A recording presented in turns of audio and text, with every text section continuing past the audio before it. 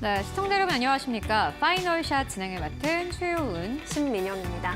네, 오늘 한국 증시는 어제에 이어서 오늘까지 보합권을 그대로 유지하면서 거래가 되고 있습니다.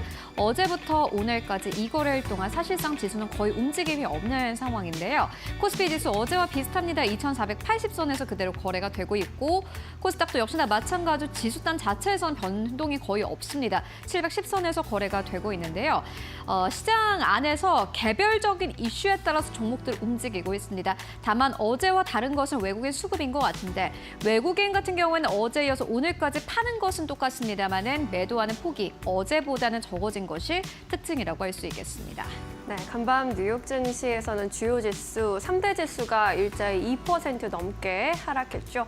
트럼프 대통령이 파월 연준 의장을 향해서 계속해서 강력한 압박적인 발언을 쏟아내면서 시장에 부담을 주고 있는데요. 그래도 우리 증시가 많이 밀리지 않고 있다라는 점을 어쩌면 다행이라고 봐야 할 것 같습니다. 오늘도 이슈 하나하나씩 자세히 체크해 보시고요. 현명한 전략 세워보시죠. 네, 오늘도 준비했습니다. 시장 마감을 위한 마지막 한 방. 지금 출발할게요. 파이널샷.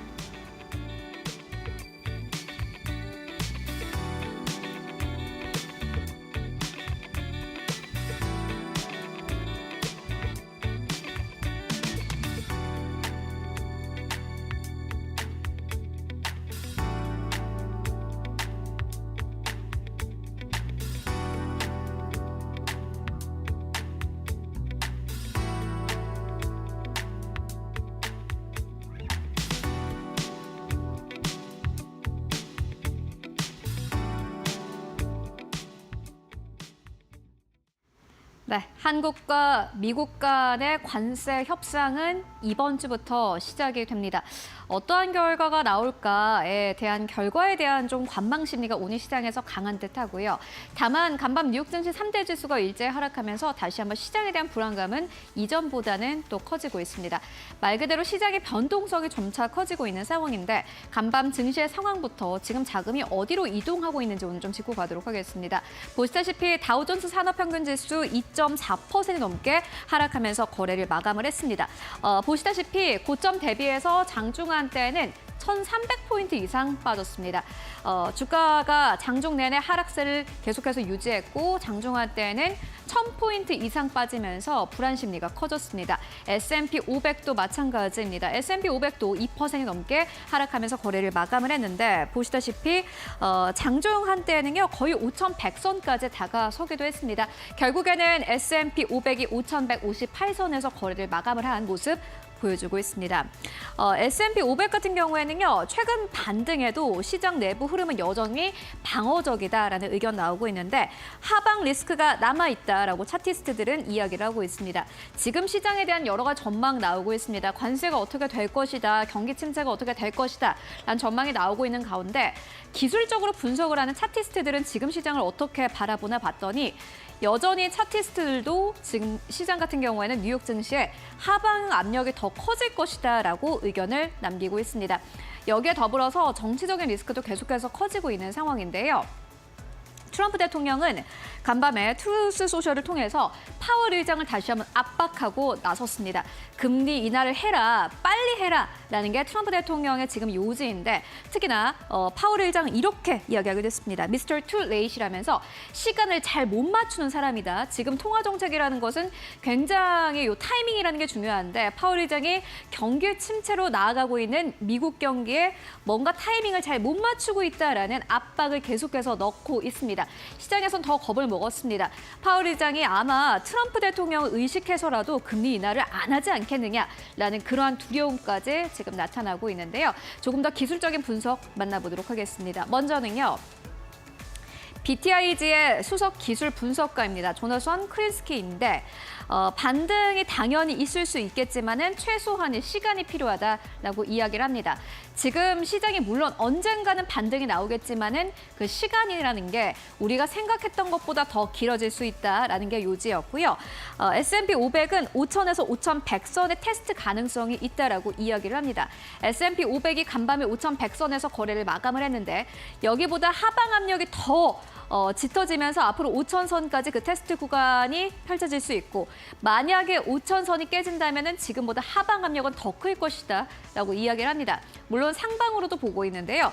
다만 상방 저항선 같은 경우는 5,500에서 5,600선입니다. 그러니까 만약에 하방으로 뚫린다고 해도 5,000선이 만약에 지지가 되고 5,600선까지 올라가더라도 S&P 500은 사실 박스권 안에 갇히는 겁니다. 그렇기 때문에 지금보다 상방이 크게 열려 있다라고 보지는 않는 것 같고요.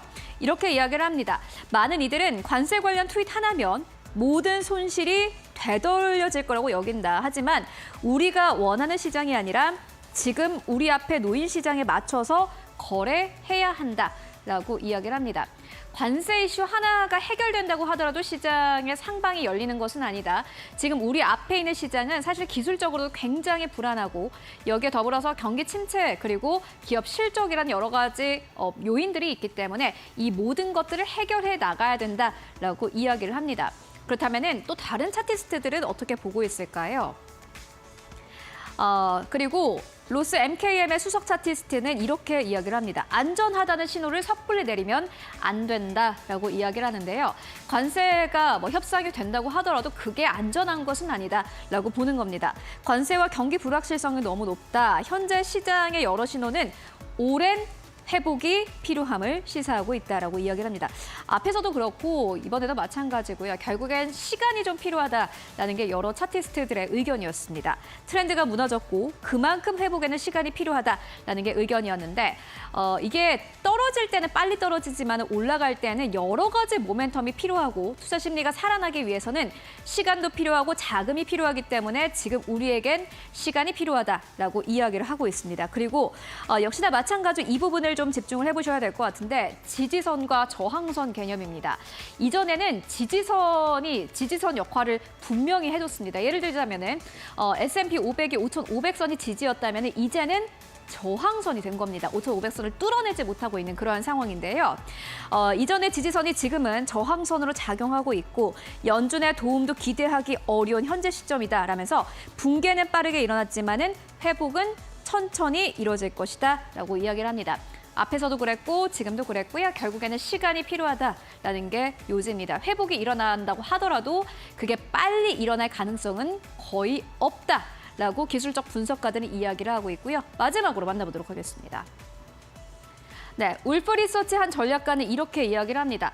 미국보다는 다른 데를 봐라라는 게 요지였는데 미국보다는 해외에 더 많은 기회가 있다라고 이야기를 합니다. 시장 흐름을 보면 경기 민감 섹터 대신에는 유틸리티 필수 소비자 그리고 부동산이 주도를 하고 있는데 만약에 이게 진정한 반등이라면은 경기 민감주가 올라왔어야 된다라고 이야기를 합니다. 왜냐하면 경기 침체 이슈가 강하게 시장을 짓누르면서 시장이 빠졌기 때문에 만약에 이게 진짜 반등, 찐 반등이라면은 경기 민감주가 먼저 올라왔어야 된다. 근데 그게 전혀 아니다라고 이야기를 하고 있고요. S&P 500은 강한 저항에 막히는 모습 그리고 반등에 대한 기대는 줄고 있다라고 이야기를 합니다. 지금보다 반등이 더 강하게 일어나지는 않을 것이다라고 울프 리서치에서는 이야기를 하고 있고요. 오펜하이머의 한 애널리스트는 이렇게 이야기를 합니다. 금광 주식이 금 실물 대비해서 저평가다라면서 오히려 금 쪽을 봐야 된다. 지금은 위험 자산이 아니라 안전 자산 쪽을 봐야 되고 역시나 마찬가지로 미국 시장보다는 오히려 신흥국 시장에 주목을 하자라고 이야기를 합니다. 중국과 브라질과 같은 신흥 시장의 주식도 단기적으로 유망하다라고 이야기를 하는데 간밤에 CNBC가 이러한 애널리스트들 그리고 차티스트들의 의견을 모두 다 분석해서 결국에 시장은 지금보다 하방 압력이 더 남아있다라고 봤습니다. 그리고 KB증권도 역시나 마찬가지로 비슷한 의견을 제시했는데요. KB증권은 트럼프의 미국을 등지고 떠나는 해외 자금이라는 제목의 리포트를 오늘 아침에 발행을 했습니다. 최근에 미국 증시에서 자금이 빠져나오고 있고 국채로부터도 자금이 빠져나오면서 오히려 다른 시장으로 빠져나가고 있다고 하는데 사실 중국과 브라질과 같은 신흥국 시장에 돈을 쉽게 넣기는 쉽지가 않습니다. 그래서 이 나온 자금들이 어디로 가나 봤더니 먼저 첫 번째로는요. 독일 국채입니다. 독일 국채 쪽으로도 역시나 마찬가지로 최근에는 유망 자산으로 꼽히고 있고요. 미국 관세 정책 대응 과정에서 미국 이외 지역에서 대안을 찾기 쉬운 상황이고 이에 따라서 사람들은 지금 미국보다는 독일에 더 주목하고 있다라는 이야기 나오고 있습니다. 이어서 두 번째는 일본인데요. 일본도 역시나 마찬가지로 독일과 함께 도피처로 부상을 하고 있습니다. 지난달에 해외 투자자들이 10년 이상의 일본 국채를 얼마나 사나 봤더니 155억 달러를 매수했다고 합니다. 2004년 이후 두 번째로 큰 규모라고 하는데요. 그러니까 이게 금융위기만큼 뭔가 지금 달러 위상이 떨어지고 있고 이에 따라서 다른 시장으로 좀 자금이 옮겨가고 있다라고 보시면 될 것 같습니다. 간밤 증시가 이렇게 3대 지수가 2% 이상 급락을 했음에도 불구하고 오늘 한국 증시가 그만큼 빠지지 않는 것은 결국에는 그 이외의 피난처를 그중에서 하나를 한국으로 보는 것이 아니냐라는 의견도 나오고 있는데요. 앞으로 한국 시장이 그만한 피난처가 될 수 있을지 여러분들 함께 체크해 보시면 좋을 것 같습니다. 이렇게 오늘의 시그널 만나보고 왔습니다. 그렇다면 오늘 시장에서 또 주목할 만한 헤드라인 어떤 것들이 있을까요? 이어서 신민영 앵커가 전해드립니다. 네, 오늘 움직이고 있는 종목들 그리고 업종별로 어떤 이슈들 주목받고 있는지 하나하나씩 살펴보도록 하겠습니다. 첫 번째 헤드라인부터 열어볼까요? 첫 번째 뉴스입니다. 한화 엔진 소식인데요. 올해 역대 최고 수주를 달성할 것이란 기대감 속에 주가 강세 흐름 이어갑니다. 지난 1분기 호실적을 공개한 가운데 올해 역대 최고 수주와 실적 성장 기대된다는 분석이 영향을 끼치고 있습니다. 한화 엔진의 1분기 매출액은 3,182억 원으로 전년 동기 대비 8.5% 늘고 영업이익은 223억 원으로 14.8% 증가했습니다. 영업이익은 시장 예상치를 소폭 웃돌기도 했는데요. 특히 1분기 기준으로 올해 신규 수주로 1조 587억 원 달성하면서 이미 지난해 연간 수주 규모의 64%나 달성한 것으로 확인이 되고 있습니다. 이에 증권가에서는 올해 역대 최고 수준의 수주 규모 달성할 가능성이 충분히 높다고 보고 있고요. 높은 레벨의 수주 잔고 유지 가능할 것이라고 평가를 내놓고 있습니다. 이에 따라 현재 구간에서 주가 4% 이상 뛰어오르고 있고요. 조선주 전반에 상승세를 주도해주고 있습니다. 두 번째 헤드라인입니다. 다올투자증권 소식입니다. 경영권 분쟁이 일단락됐다는 소식 속에 오늘 주가는 하락하고 있는 모습입니다. 2대 주주와의 경영권 분쟁이 일단락됐다는 소식인데요. 앞서 지난해 3월 정기주주총회에서 2대 주주였던 김기수 프레스토 투자자문 대표가 적극적으로 주주 제한에 나선 바 있었습니다. 어제 DB손해보험이 다올투자증권의 지분 9.7%를 블록딜로 매수했다고 공시하면서 약 2년간 이어졌던 경영권 분쟁이 사실상 마무리됐다는 분석이 나옵니다. DB손보는 기존 2대 주주인 김 대표의 보유분을 매입한 것으로 나타났고요. 다올투자증권 지분 인수를 계기로 자회사인 DB증권, 손자회사인 DB자산운용 등과 파트너십을 통한 운용 채널 다각화를 모색한다는 전략을 밝혔습니다. 다음 소식입니다. 네이처셀은 상한가로 직행하는 모습 오늘 보여줬는데요. 줄기세포 치료제가 최종 임상으로 인정을 받았다라는 소식이 주요하게 작용하고 있습니다. 네이처셀이 미국 식품의약국으로부터 퇴행성 관절염 줄기세포 치료제 조인트 스템의 임상 3상 시험을 현지 품목 허가를 위한 최종 임상 시험으로 인정받았다라는 뉴스입니다. 미국 FDA는 네이처셀이 한국에서 진행한 조인트 스템에 대한 임상 3상 시험을 미국에서의 허가를 심사를 위한 최종 임상 시험 기준에 부합했다라고 평가를 했고요. 이에 앞으로 네이처셀이 국내 임상 3상 시험을 보완할 소규모 임상만 진행하더라도 조인트 시스템의 품목 허가 신청이 충분히 가능할 것이라는 분석이 힘을 얻어가고 있습니다. 마지막 헤드라인입니다. 네, 이재명의 탈플라스틱 공약이 나온 가운데 친환경 관련주의 급등세도 두드러지고 있습니다. 이재명 더불어민주당 대선 예비 후보가 국가 차원의 탈플라스틱 로드맵을 수립하겠다는 정책의 공약을 내놓은 영향입니다. 장중에 세린 BNG와 삼육물산, 진영 등이 상한가를 기록하기도 했습니다. 이 종목들 모두 친환경 생분해 필름의 제조 판매를 통한 사업을 영위하거나 플라스틱이 아닌 종이로 만들어지는 카톤팩 등을 생산하는 기업인데요. 이 탈플라스틱 관련주로 분류되고 있습니다. 이 후보가 제55회 지구의 날을 맞이해서 개인 SNS를 통해서 대한민국을 탈플라스틱 선도국가로 만들겠다라는 언급을 하면서 관련주의 투자 심리가 급격하게 몰리는 모습입니다. 이렇게 네 가지 헤드라인 함께 짚어보셨습니다. 네, 이번엔 전문가 전화 연결해서 조금 더 자세한 의견 들어보도록 하겠습니다. 메리츠증권 강남금융센터 김경국 과장 연결돼 있습니다. 과장님 안녕하세요. 네, 안녕하세요. 네, 오늘 네 가지 뉴스 전해드렸는데 어떤 소식에 가장 눈길을 주셨을까요? 오늘 한화 엔진 관련된 말씀 좀 드릴까 하는데요. 투자 포인트 몇 개 좀 말씀드리도록 하겠습니다. 일단 한화 엔진이 1분기에 영업이익이 223억이 나왔고요. 일단 증권가 추정치를 좀 대폭으로 좀 상회하는 실적이 나왔습니다. 그러니까 조선 섹터 전반이 조업일수가 전분기 대비해서 약 8% 1분기에는 감소를 했고요. 그래서 그럼에도 불구하고 매출 규모를 좀 유지하면서 이제 좋은 실적을 시현했다 이렇게 좀 보고 있고, 영업이익이 좋았던 이유는 또 이익률이 높은 또 AM 사업부의 매출이 좀 확대가 되면서 이 부분의 수혜를 좀 받았던 것으로 보이고, 또 환이 괜찮았기 때문에 이 부분이 더해지면서 1분기 영업이익이 생각보다, 그러니까 시장의 가이던스보다 좀 좋은 그런 모습을 보여줬습니다. 그래서 일단 1분기가 현재 지나가는 시점에 신규 수주액 같은 경우에는 현재 동사가 가지고 있는 게 1조 587억 정도인데, 이 수치는 전년 동기 2,245억에 대비하면 370%가 넘는 그런 큰 수치이기 때문에 수주액도 지속적으로 올해 증가할 가능성이 매우 높다 그렇게 좀 보고 있고, 수주액의 대부분은 일단 95% 정도가 이제 컨테이너선 엔진에 해당되는데, 상당 부분이 이제 중국으로 추정이 되고 있습니다. 그래서 미국이 최근에 이제 조선업에 대한 스탠스가 조선업 강화에 있고, 또 해양 방산에 대한 스탠스도 여전하기 때문에 중국과의 패권 전쟁의 연장선이라고 판단하고 있습니다. 그래서 이런 조선 섹터에 대한 수급은 향후에도 좀 좋을 가능성이 높고, 또 특히 이제 하나그룹 같은 경우에는 필리조선소, 이제 미국의 필리조선소 수혜를 직접적으로 누릴 수 있을 것이라고 보고 있기 때문에 또 하나그룹 내에 있는 이 하나엔진이 직접적으로 좀 수혜를 받을 수 있는 그렇게 좀 보고 있습니다. 네, 관련해서 더 자세한 의견 들어봤습니다. 이 밖에도 오늘 오후장에서 매수 관점으로 바라보고 계신 종목 어떤 종목일까요?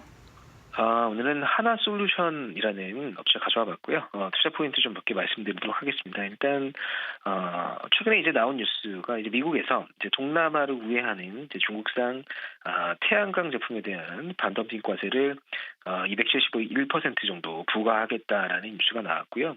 일단 이 부분은 6월에 이제 최종 표결로 미국에서 결정이 될 것 같은데, 일단 하나솔루션 같은 경우에는 이 부분을 이제 주가에 반영을 최근에 하고 있는 것으로 보이고 있습니다.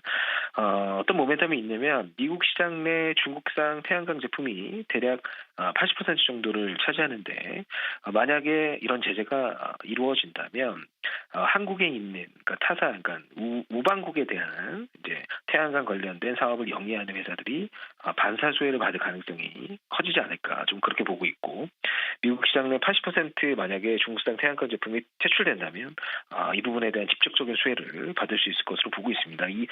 이런 부분은 이제 하나큐셀, 그리고 하나큐셀 USA 법인과 그다음에 퍼스트 솔라 등으로 구성된 무역 동맹이 미국 정부에 이제 조사 요청하면서 이런 조사가 이루어졌고, 또 이런 것들이 최종 표결로 결정이 6월에 될 것으로 보이고 있습니다. 그래서 하나큐셀 같은 경우에는 미국 태양광 무드 시장에서 주택용 30% 그리고 상업용 17%를 차지하고 있기 때문에 점유율 1위를 유지하고 있습니다. 그래서 이 부분에 대한 모멘텀을 당분간은 받을 가능성이 매우 높다 그렇게 좀 보고 있고, 기술적으로도 7만 원대 주가에서 2만 원대까지 하락이 좀 크게 나왔기 때문에 현재 자리에서는 굉장히 매수하기 좀 러프한 자리다 이렇게 좀 보고 있고, 태양광 미중 패권 전쟁의 연장선에 있기 때문에 이 부분에 대한 수혜를 당분간은 받을 가능성이 높다. 그래서 매수가는 현재가 제시해드리고, 목표가는 34,000원, 그리고 손절 라인은 18,000원 정도로 잡아드리도록 하겠습니다.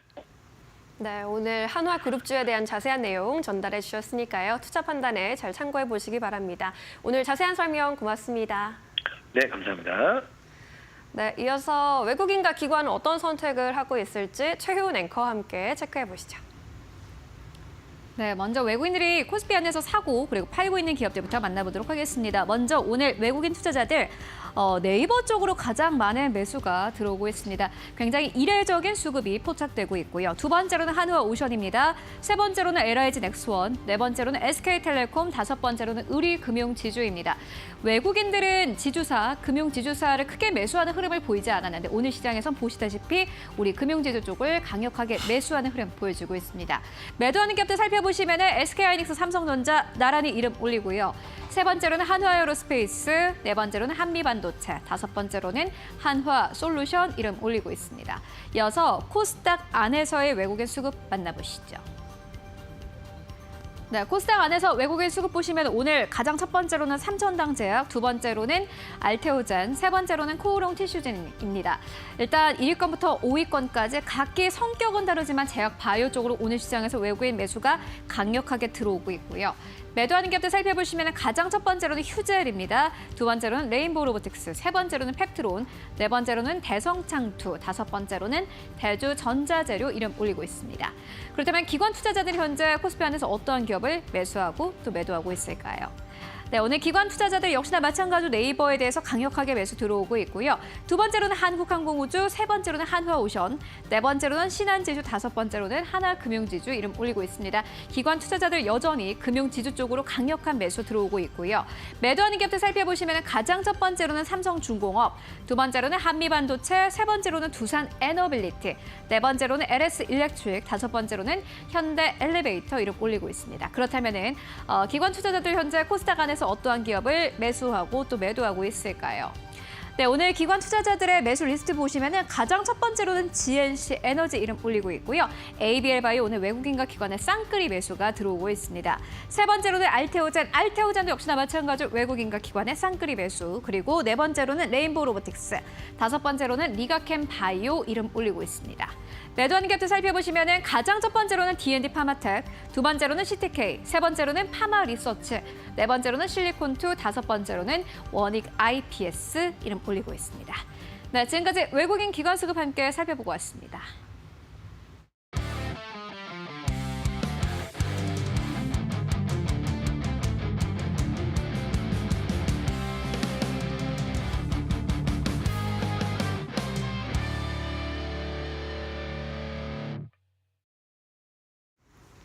네, 이데일리온 이재선 파트너와 함께하는 만홈런 시작하겠습니다. 오늘도 치열한 시장 속에서 우리에게 승리의 기쁨을 안겨줄 만홈런 같은 종목들 찾아보도록 하겠습니다. 파트너님 안녕하세요. 네, 안녕하세요. 네, 안녕하세요.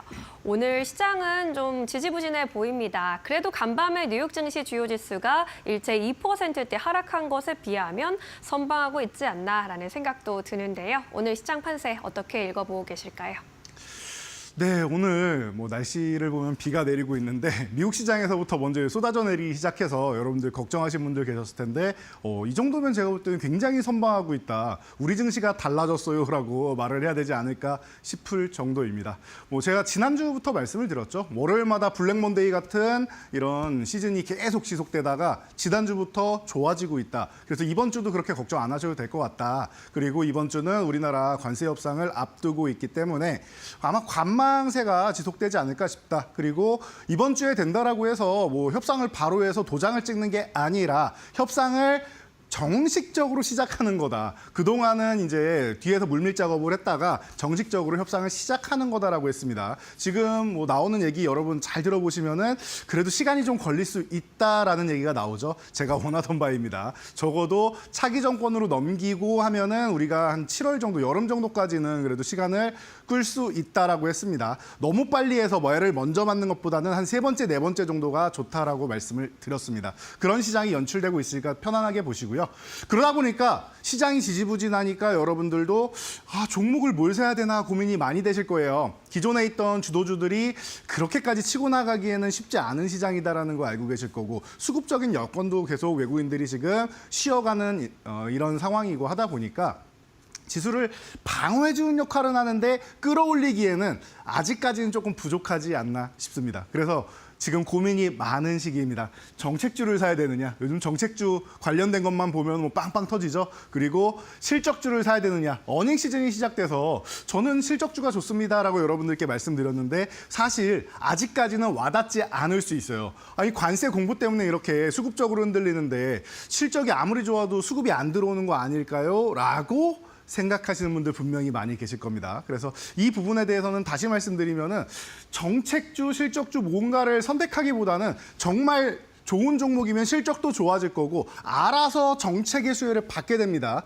그렇기 때문에 여러분들이 사회 현상을 잘 보셔야 됩니다. 큰 그림을 그려야 됩니다라고 제가 누누이 말씀을 드리죠. 그래서 이 지금 사회에서 필요한 업종이다, 필요한 섹터다라고 하면은 자연스럽게 정책하고 엮여서 올라오는 이런 그림이 계속 만들어지고 있어요. 그래서 대표적으로 AI 같은 경우가 있고 지금 친환경 같은 경우가 있고 여러 가지 부분에서 지금 나오고 있죠. 게다가 콘텐츠나 이런 부분도 계속 좋아지면서 올해 실적이 같이 좋아지는 섹터들이다라는 거 아실 겁니다. 그래서 이걸 구분하실 필요가 없는 것 같아요. 실적이 좋아지면서 그리고 정책의 수혜도 받을 수 있는 종목들을 미리미리 사두면 된다라는 거. 이 정도까지만 아시면 될 것 같습니다. 그리고 광물협정 지난주에도 말씀을 드렸죠. 이제 임박한 것 같습니다. 그래서 여러분들이 관심을 가져야 됩니다라고 해서 지난주에도 다시 한번 또 집중하고 가야 됩니다 말씀을 드렸는데 오늘 이제 이런 뭐 재건주나 이런 쪽으로 해서 급등 흐름이 좀 나오고 있는데 괜찮습니다. 좋은 흐름 나오는 거 그리고 순환매가 돌다 보면은 관세 때문에 조금 무뎌진 시장이 돈이 어디로 가야 될지 모를 때 이렇게 휴전 쪽으로 갈 수 있다라고 미리 말씀드렸으니까 어떻게 보면 이런 것도 글로벌 정책에 해당되는 거 아니겠습니까? 외교와 정책 이런 부분에 해당되는 부분이다 생각하시면은 꼭 우리나라에서만 너무 보려고 하지 마시고 시야를 좀 넓게 가지면은 볼 수 있는 것들이 굉장히 많다라는 겁니다. 그래서 뭐 트럼프의 입에 의하면은 24일 날 광물협정 맺을 뭐 서명할 거다라는 얘기가 있으니까 요거는 기다려 보자고요. 우리나라가 협상을 시작하는 것과 이 광물협정 서명하는 게 뭐 일정이 겹치는 것 같습니다. 이 정도까지 보시고 계속 말씀드리지만 내가 정말 좋은 종목을 들고 있어서 급등이 나왔다, 기술적 반등이 세게 나왔다라고 하면은 단기적으로 강력한 종목들은 일단 비중을 축소하고 매도를 한 다음에 그리고 순환매가 시작되는 종목 섹터 쪽으로 보면 된다. 지난주에 뭐 광물협정이나 이런 쪽이 그렇게 해당이 되겠죠. 그러니까 여러분들이 이렇게 해서 보시면 될 것 같아요. 그래서 편안하게 자연스럽게 흘러간다라고 보시면 될 것 같고요. 자, 차트를 보면은 우리가 딱히 지금은 볼 게 없는 구간이에요. 어제 2,500 건드렸다 말씀을 드렸고 이 구간에서 뭐 이중바닥선 움직임 만들어도 되고 돌파해서 위에서 박스권으로 회귀한 다음에 살짝 이탈했다가 트랩 만들고 회복하는 것도 괜찮다라고 말씀을 드렸는데 사실 뭐 후자가 더 좋기는 한데 지금 그러기에는 쉽지는 않다. 수급적인 여건에서는 그렇게 좋지는 않다. 지금 관망의 시기입니다. 어제 우리나라 시장 코스피 코스닥 통틀어서 거래대금이 11조밖에 안 됩니다. 우리나라 시장이 좋을 때는요. 코스닥만 해도 15조 원이 넘어가고 그럽니다. 거래대금이. 그런데 양시장을 통틀어서도 그거밖에 안 된다라는 거는 지금 다들 눈치 보기 하고 있다라고 생각하시면 돼요. 외국인, 기관 그리고 개인 투자자분들 모두 다 정확하게 알 수가 없어요. 트럼프가 무슨 생각을 하는지 무슨 일을 벌일지 무슨 발언을 할지 정확하게 알 수가 없기 때문이다. 불확실성 때문이다라는 거를 모두가 알고 있는 겁니다. 그러니까 지금 구간은 크게 신경 쓰지 않아도 된다라고 했습니다. 코스닥 페이지로 넘어가도 마찬가지예요. 이 구간에 코스피 마찬가지로 코스닥도 자율등락 구간입니다라고 말씀을 드렸는데 조금 올라도 그만 내려도 그만 730은 중요한 구간도 아니다라고 말씀을 드렸습니다. 중간 저항의 의미 정도는 같지만 여기가 중요한 구간 아니기 때문에 넘어가서 쉬어도 되고 이 구간에서 그냥 쉬었다가 넘어가도 상관없다. 이번 봄에는 고점을 돌파할 가능성이 매우 높다라고 말씀을 드려왔는데 아직까지는 여러분들 불안해서 와닿지는 않으실 거예요. 그런데 이것도 생각해 보시면 될 것 같습니다. 이달 초까지만 해도 딱 보름 전까지만 해도 여러분들 시장이 이렇게 내려올 때 하방만 생각하셨지 올라올 거라고 생각 안 하셨잖아요. 미리미리 말씀드렸죠. 이탈해도 어디까지 내려가냐가 아니라 어차피 회복되니까 그건 중요하지 않다라고 제가 누누이 말씀드렸는데 크게 보면은 돼요. 크게. 그래서 크게 보면은 봄에 넘어갈 가능성 최소한 건드려는 줄 건데 돌파 시도는 할 건데 저는 넘어갈 가능성이 좀 더 높다라고 보고 있습니다. 이 뷰는 변하지 않습니다. 이 최저점에서도 똑같이 말씀드렸었으니까 여러분들이 이 큰 흐름은 변하지 않는다라는 것만 생각하고 가신다라고 하면은 제가 볼 때는 불확실성이 6월 정도 되면은 꽤나 많이 해소되고 그리고 FOMC 6월에 점도표 나오고 하면은 지금 시장과는 좀 기류가 많이 바뀌어 있을 거라고 보고 있으니까 여러분들 너무 걱정하지 마시고요. 지금은 순환매 도는 쪽 그리고 덜 오른 쪽 이런 쪽으로 보시고 자신 없으면 한 30%에서 40% 정도 현금 정도 들고 가시면 편안할 것 같습니다.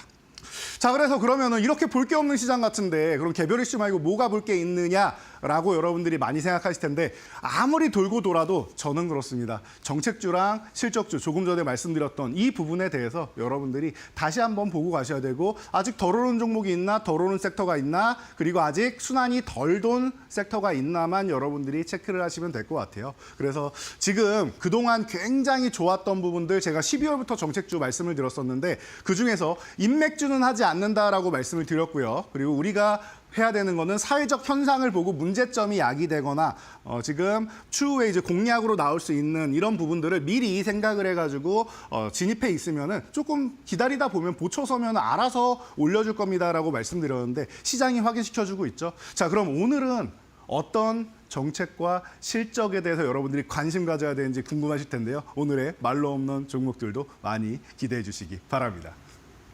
네, 오늘도 역시나 정책주들이 강력한 시세를 내주고 있고요. 실적 시즌인 만큼 실적 관련주들도 잘 움직이고 있는데 이 안에서 우리가 득점 낼 수 있는 종목들 위주로 살펴보도록 하겠습니다. 오늘의 안타 종목부터 바로 들어가겠습니다. 한화를 선정해 주셨습니다. 한화 계열사들의 실적이 굉장히 눈에 띄고 있습니다. 오늘 같은 경우에도 한화 엔진이 또 1분기 호실적을 나타내면서 조선 업종의 상승세 또 주도해주고 있거든요. 이 시점에서 한화는 실적주로 볼 수 있는 걸까요? 네, 맞습니다. 하나는 실적주로 볼 수 있고요. 어떻게 보면은 글로벌 정책 쪽에도 해당이 된다라고 볼 수 있을 것 같습니다.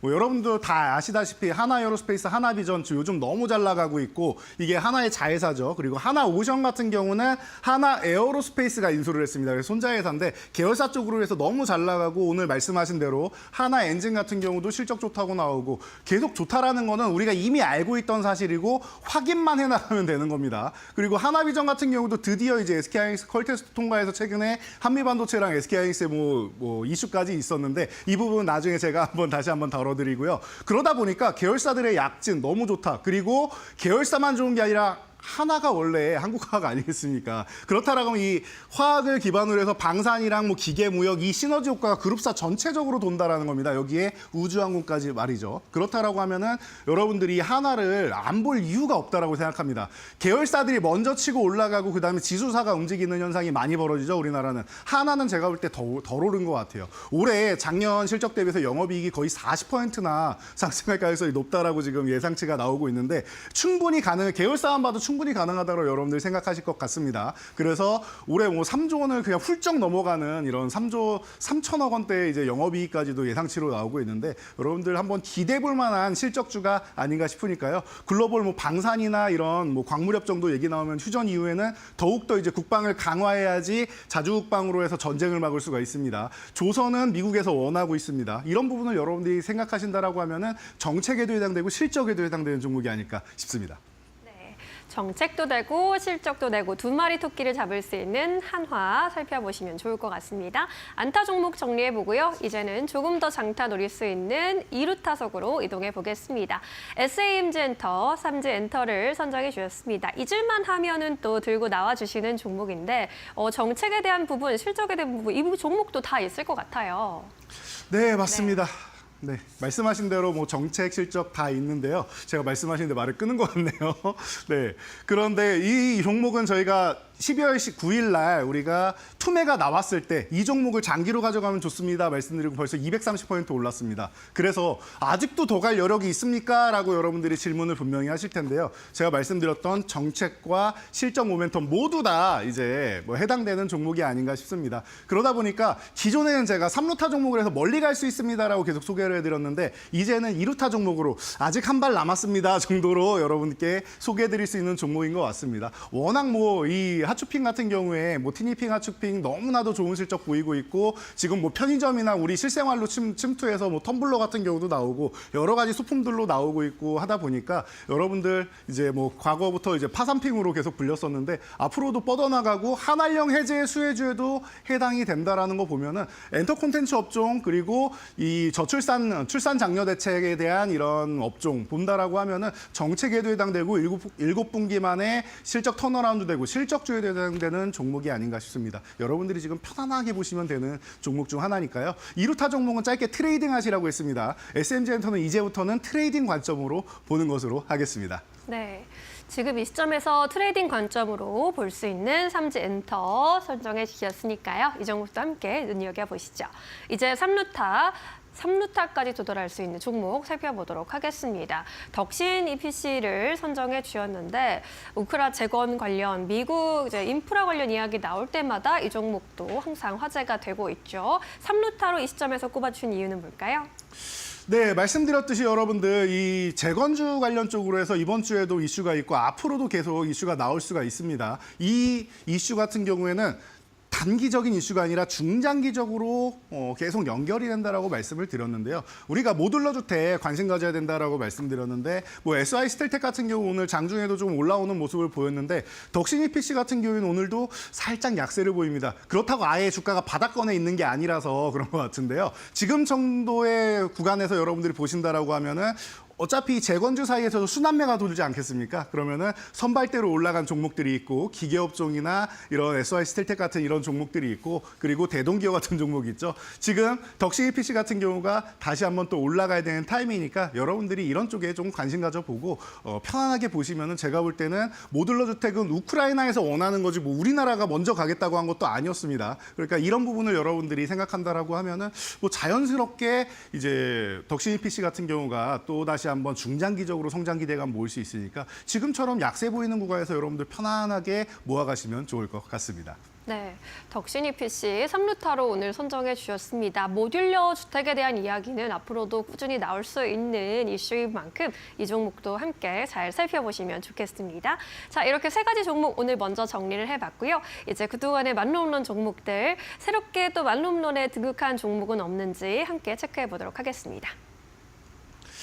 네, 요즘 굉장히 좀 변동이 심한 말로 없는 이 종목들인 것 같습니다. 뭐 밑에서부터 올라와서 1차 목표치 달성한 종목들 뭐 매일매일 뭐 두세 개 이상씩 계속 나오고 있는데 제가 말씀드렸었죠. 저점을 높이는 과정이 나올 거고 고점을 높이는 과정도 같이 나오는 게 4월일 겁니다라고 말씀을 드렸습니다. 분명히 제가 3월 말에 이렇게 말씀드렸을 때 여러분들이 와닿지 않으셨을 거예요. 4월 2일 날 상호관세가 발효되는데 당연히 시장이 무너질 줄 알았는데 어떻게 그렇게 되겠습니까? 라고 많이 여러분들이 생각하셨을 텐데 검증해주고 있죠. 크라우드웍스 같은 경우가 아까 말씀드렸던 정책 관련해서 이슈를 받아서 크게 튀어오른 종목이죠. 우리는 보초를 잘 섰을 뿐이고 종목은 알아서 올라와 준다라는 거예요. 우리가 뭔가를 하려고 하거나 정책이 나왔을 때 뒤늦게 들어가는 건 좋지는 않아요. 미리 들어가서 보초 서는 거 아니면은 여러분들이 굳이 정책줄을 따라가면 안 된다라는 것을 단적으로 보여주는 예인 것 같습니다. 제가 이 시간에도 18,000원 위쪽에서 이제는 줄여야 됩니다라고 누누이 말씀을 드렸고 과열 종목 들어갑니다라고도 말씀을 드렸는데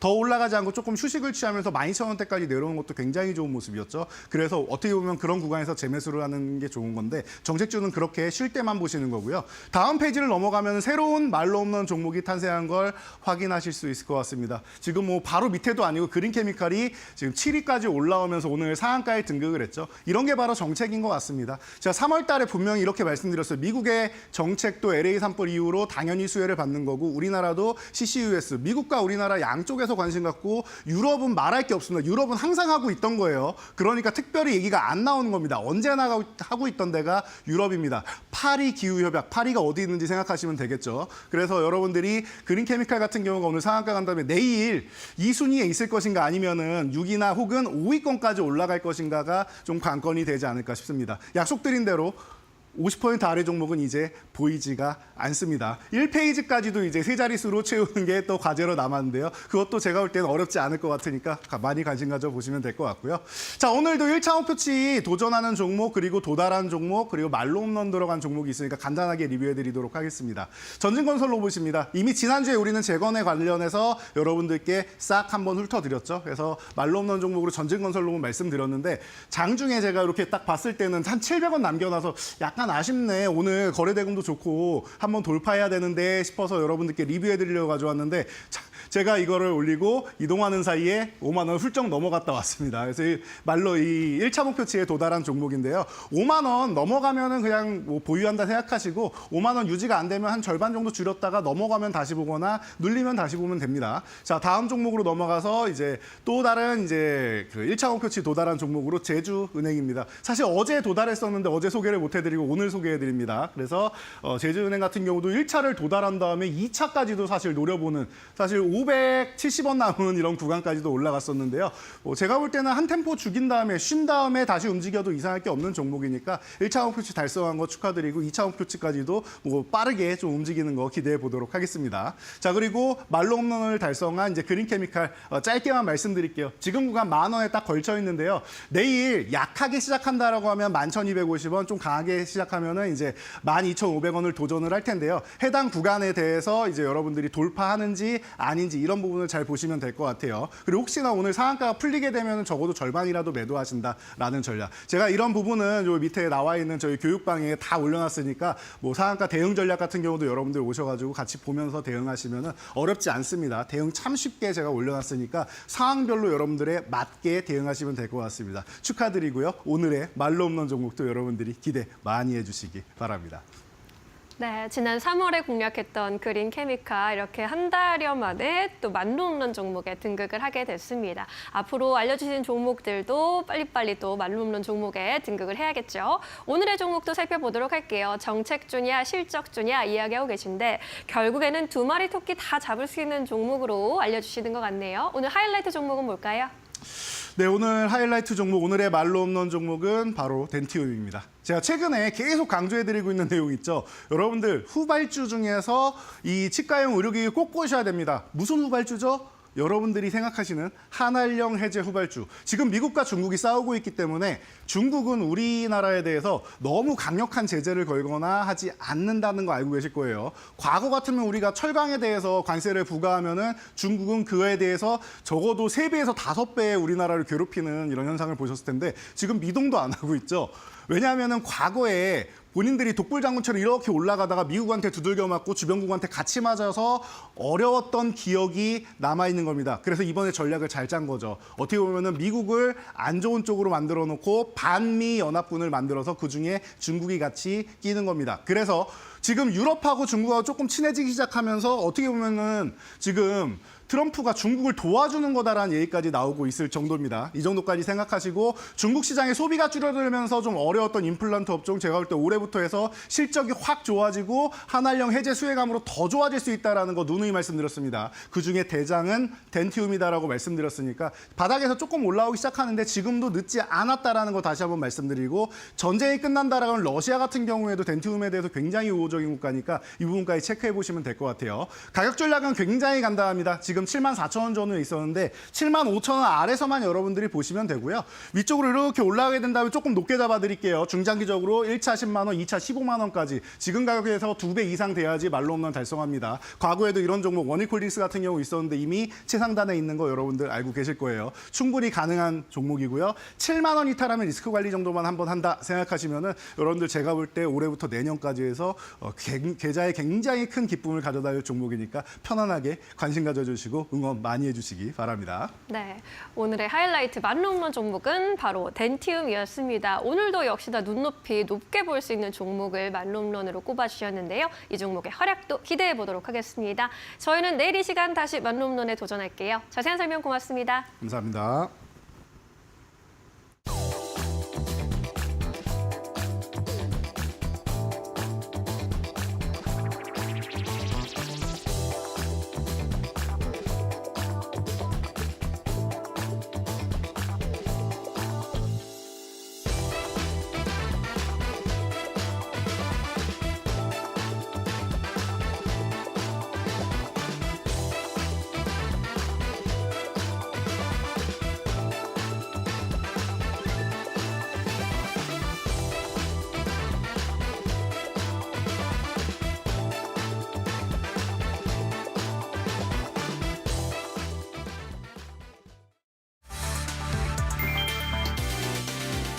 수출 마키자 반격 나선 엔비디아. 엔비디아가 중국 시장에서 유리한 입지를 다지기 위해 중국 특화 칩을 개발할 것이라는 주장이 나왔다.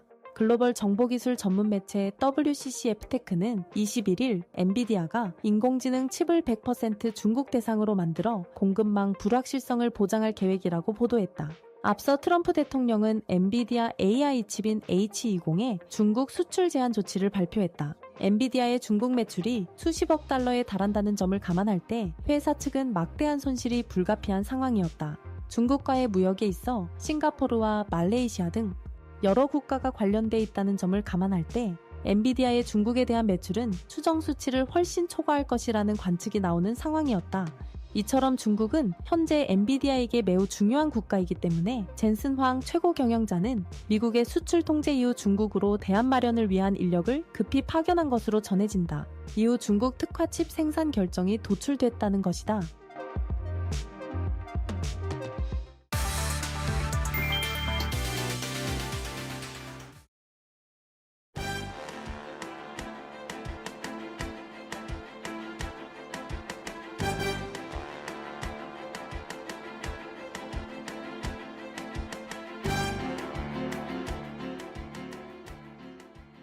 네, 이슈 체크 코너로 이어가 보도록 하겠습니다. 이델리온의 김태훈 파트너 모시고 이야기 나눠보도록 하겠습니다. 파트너님 안녕하십니까? 안녕하세요. 네, 오늘은 시장이 좀 약보합권에서 거래가 되고 있습니다. 참 이슈를 찾기가 쉽지 않은 시장인 것 같다라는 생각이 드는데 지난주에 똑같은 시간에 나오셔서 네. 창투사 이야기를 해주셨어요. 어제 굉장히 잘 갔더라고요. 네. 그때 창투사를 왜 지금 이야기하시지라는 생각도 했었는데 보니까 주가가 결국에 움직이고 있고 그렇죠. 오늘은 보니까는 우크라이나 재건 쪽을 가지고 오셨어요. 지금 이 이슈 보는 이유부터 좀 듣고 가도록 하겠습니다. 말 그대로 지난주부터 뉴스가 많이 나오기 시작했습니다. 그리고 이번에 부활절이 있어서 이 부활절 때는 우리는 좀 덜하지만 기독교 문화를 갖고 있는 유럽이나 이런 쪽이 굉장히 중요한 그 명절입니다. 그렇죠. 어떻게 보면. 예. 그래서 이날을 기해서 러시아가 이제 뭐 휴전을 발표했는데 그 직전에 트럼프 미국 대통령이 말 그대로 이런 그 러우 전쟁에 대한 협상을 지금 미국이 끼어들어서 하고 있는데 여기에 대해서 우크라이나도 이 러시아도 양쪽 어느 쪽도 만족시켜주지 못하고 있는데 여기에 대해서 미국은 나름대로 자신들의 이익을 위해서 우크라이나의 이 광물 자원들을 요구를 하고 하면서 자기 이권을 챙겨가고 있습니다. 그런 와중에 자기 미국인들에게 왜냐하면 미국인들의 세금이 들어간 이 러우 전쟁에 우크라이나를 지원하는 돈이 들어갔기 때문에 세금이 들어갔기 때문에 그에 대해서 조속히 이 전쟁을 끝내고 평화를 가져오겠다고 말을 해왔습니다. 그래서 이번에 최후 통첩 겸해서 러시아와 우크라이나 양쪽에다가 미국이 더 이상 이 합의에 그러니까 이 휴전 협정에 더 이상 끼어들지 않고 손을 뗄 수도 있다라는 말을 하고 그날 바로 푸틴이 30시간 휴전을 부활절 휴전을 발표를 했습니다. 그리고 뭐 젤렌스키 대통령은 뭐 그 시간에도 우크라이나와 러시아 군 사이에 포격전이 있다라고 말을 해서 휴전이 제대로 지켜지지 않았다고 말을 했죠. 하지만 이게 하나의 기화가 돼서 미국의 특사단과 유럽의 이 프랑스, 영국, 그 독일 주요 국가들하고 이 휴전에 대한 이 협상이 이루어지고 있고요. 그리고 나서 여기서 도출된 결과를 갖고 우크라이나와 협의를 보고 이걸 갖고 이제 러시아 푸틴과 마지막 담판을 하겠다고 합니다. 이 말뜻은 마지막까지 거기 와 있다는 뜻이기도 하고 실제로 지금 전투라는 게 동부지방의 접경 지역에서만 제한적으로 이루어지고 있고 물론 미사일이 가끔 키이우 지역이나 이런 날라오긴 하지만 이런 제한된 지역에서 벌어지고 있기 때문에 우리나라 한국전쟁 마지막 그 고지전 때와 비슷한 양상을 나타내고 있습니다. 그리고 지금 이 유럽 국가들도 이 러우 전쟁에 많이 지쳐 있기 때문에 이런 그 전쟁이 더 이상 3년 이상 더 끌어가기는 좀 어려운 측면이 있고요. 그렇기 때문에 이 우크라이나 재건 사업에 대해서 유럽 국가들도 그렇고 우리 한국이나 이런 이해관계들이 이 휴전에 대해서 뭐 압력이라 할까요? 그런 게 들어가고 있으면서 조만간에 이 휴전이 될 가능성이 크고 그와 함께 재건 작업에 대한 본격적인 논의가 이루어질 것입니다. 우크라이나 재건 작업과 관련된 구체적인 논의가 시작될 것이다. 라는 이야기 듣고 왔습니다. 이 사실 이슈 그리고 테마 같은 경우에는 꽤 오래되긴 했는데 아직까지는 좀 실현이 되지 않는 곳이어서 여전히 가능성은 좀 남아 있는 것으로 보여지고요. 기업 하나하나 만나보고 가도록 하겠습니다. 오늘 첫 번째 기업으로는 어떠한 기업 준비하셨습니까? 역시 대기업이죠. 현대건설기계라고 해서 HD, 네. 현대중공업그룹의 계열사입니다. 여기서 이제 이 우크라이나 재건 사업에 참여하기 위해서 여러 가지 준비를 해왔는데요. 이전에 몇 년 전 처음 전쟁이 발발했을 때부터 이 HD 현대건설기계는 굉장히 공을 들였습니다. 왜냐하면 이 우크라이나라는 국가 전체에 대한 재건 작업이기 때문에 이게 굉장히 큰 사업입니다.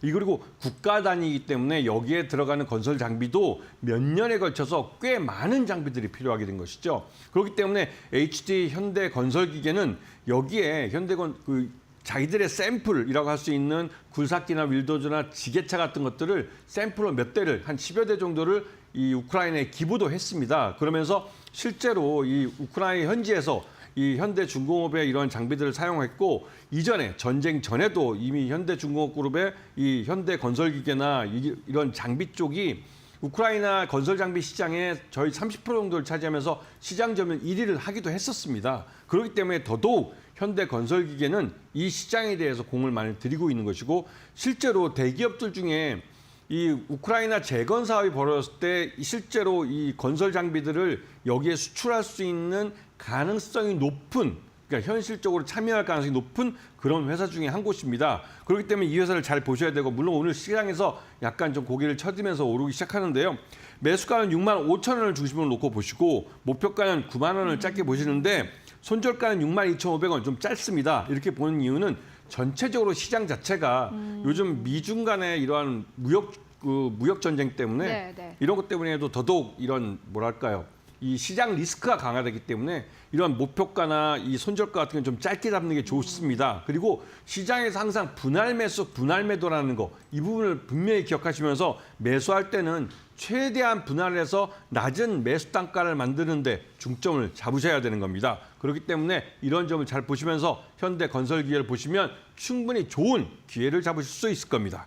네, HD 현대건설기계 우크라이나 재건주로 첫 번째 기업으로 저희 만나보고 왔습니다. 오늘 보니까는 주가가 2% 넘게 상승하면서 65,000원대에서 거래가 되고 있고 김태훈 파트너님께서 제시해 주셨던 이 가격 레인지에 들어와 있는 상황입니다.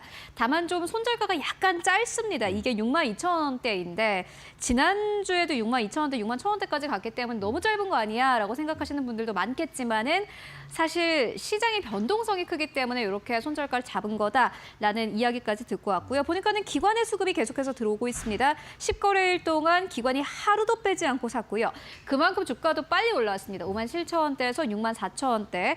다만 앞으로 조금 더 상방에 대한 룸이 열려 있고 실적도 괜찮습니다. 계속해서 따라가 보시면 좋을 것 같고 두 번째 기업도 만나보도록 하겠습니다.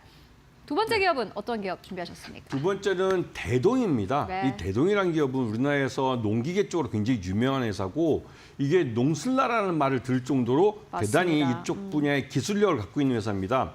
우리나라뿐만 아니라 미국에서도 중소형 트랙터 같은 경우는 이 대동이 시장 점유율에서 거의 1위를 차지할 정도로 수출도 많이 하고 있는 회사입니다. 그런데 이 회사가 대동이 이 우크라이나 지역에 관심을 갖고 있는 건 우크라이나 지역이 굉장히 많은 농업용 이 트랙터의 수요가 있는 시장이기 때문에 그렇습니다. 그리고 이 우크라이나 지역도 또 우크라이나가 나중에 전쟁이 끝나고 제일 먼저 일으킬 수 있는 산업이 바로 농업입니다. 그렇기 때문에 농업에 대한 투자를 먼저 하고 있고 지금 그 대동도 이 계열사인 대동 기어와 함께 여기에 많은 공을 들이고 있고 대동의 농기계들을 샘플로 일단 보내주고 요번에 300억 규모의 그 현재 총판과 계약을 맺어서 트랙터 수출 계약을 체결했고 올해부터 그 초도 물량이 수출이 되기 시작합니다.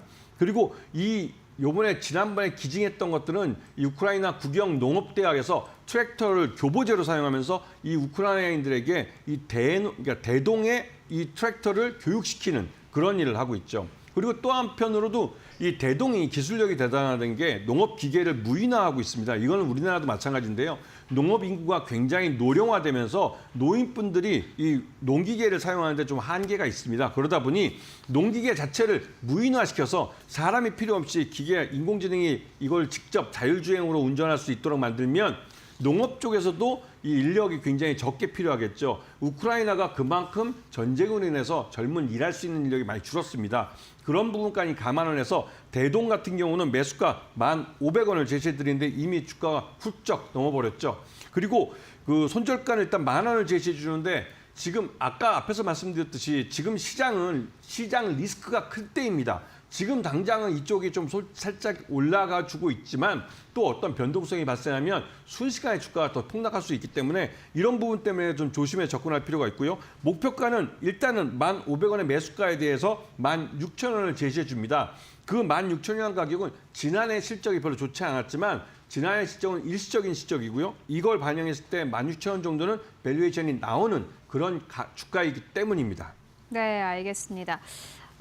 일단 뭐 지난해 실적이 안 좋아서 사실 대동에 대해서 좀 걱정하시는 분들이 많을 것 같은데 우크라이나 재건이라는 테마가 있습니다. 여러분들 계속해서 따라가 보시면 좋을 것 같고 역시나 마찬가지로 김태훈 파트너님께서 또 제시해 주신 매수 레인지 1,500원대 지금도 위치해 있습니다. 함께 참고해 보시기 바랍니다.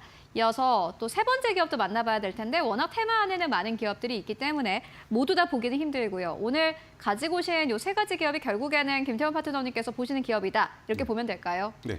세 번째 기업 공개해 주시죠. 네, 한 2달 전쯤에 SG를 갖고 한번 말씀을 드렸습니다. 우리나라에서 아스팔트를 만드는 회사인데요. 이 회사는 실제로 우크라이나 지역의 지자체와 함께 실제 도로 공사를 해봤던 기업입니다. 그리고 오늘 공시가 나왔는데요. SG가 우크라이나 현지에 90억, 자본금 90억짜리 현지 법인을 그 SG 우크라이나라는 현지 법인을 설립을 했습니다. 그리고 현지에 있는 그 철강 회사를 통해서 슬러지를 무상으로 공급받아서 여기서 보시면 아시겠지만 에코스틸 아스콘이라는 것을 만들게 되는데 이게 기존 도로보다 훨씬 더 튼튼하고 또 뭐랄까요? 미세먼지가 덜 나오는 그런 도로 소재입니다. 그래서 이거를 만든다고 하는데 그것 때문에도 이 우크라이나 지역에 새로 도로가 깔릴 때 에코스틸 아스콘을 갖고 작업을 할 가능성이 큰 것이죠.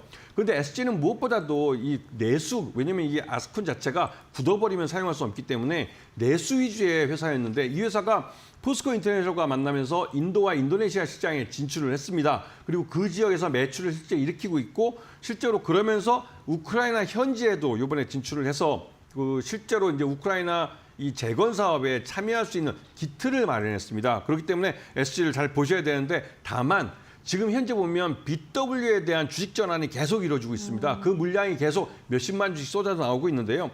그럼에도 불구하고 오늘 나온 호재 때문에도 주가는 오르는 겁니다. 하지만 이후에는 이 호재가 반영이 되고 실제 물량이 쏟아진 것 때문에 BW 때문에도 그 물량 때문에 주가가 밀릴 가능성이 큽니다. 그렇게 되면 지난해 발행해 놓은 이 전환사채, 이 전환사채의 전환가가 1,569원이 최저인데요. 그 가격을 또 어떻게 보면 한번 달성시킬 수가 있겠죠. 그러려면 그 전환사채를 투자하신 투자자분들 굉장히 큰 수혜가 됩니다. 그리고 나서 그 이후부터는 주가가 오를 가능성이 큰데요.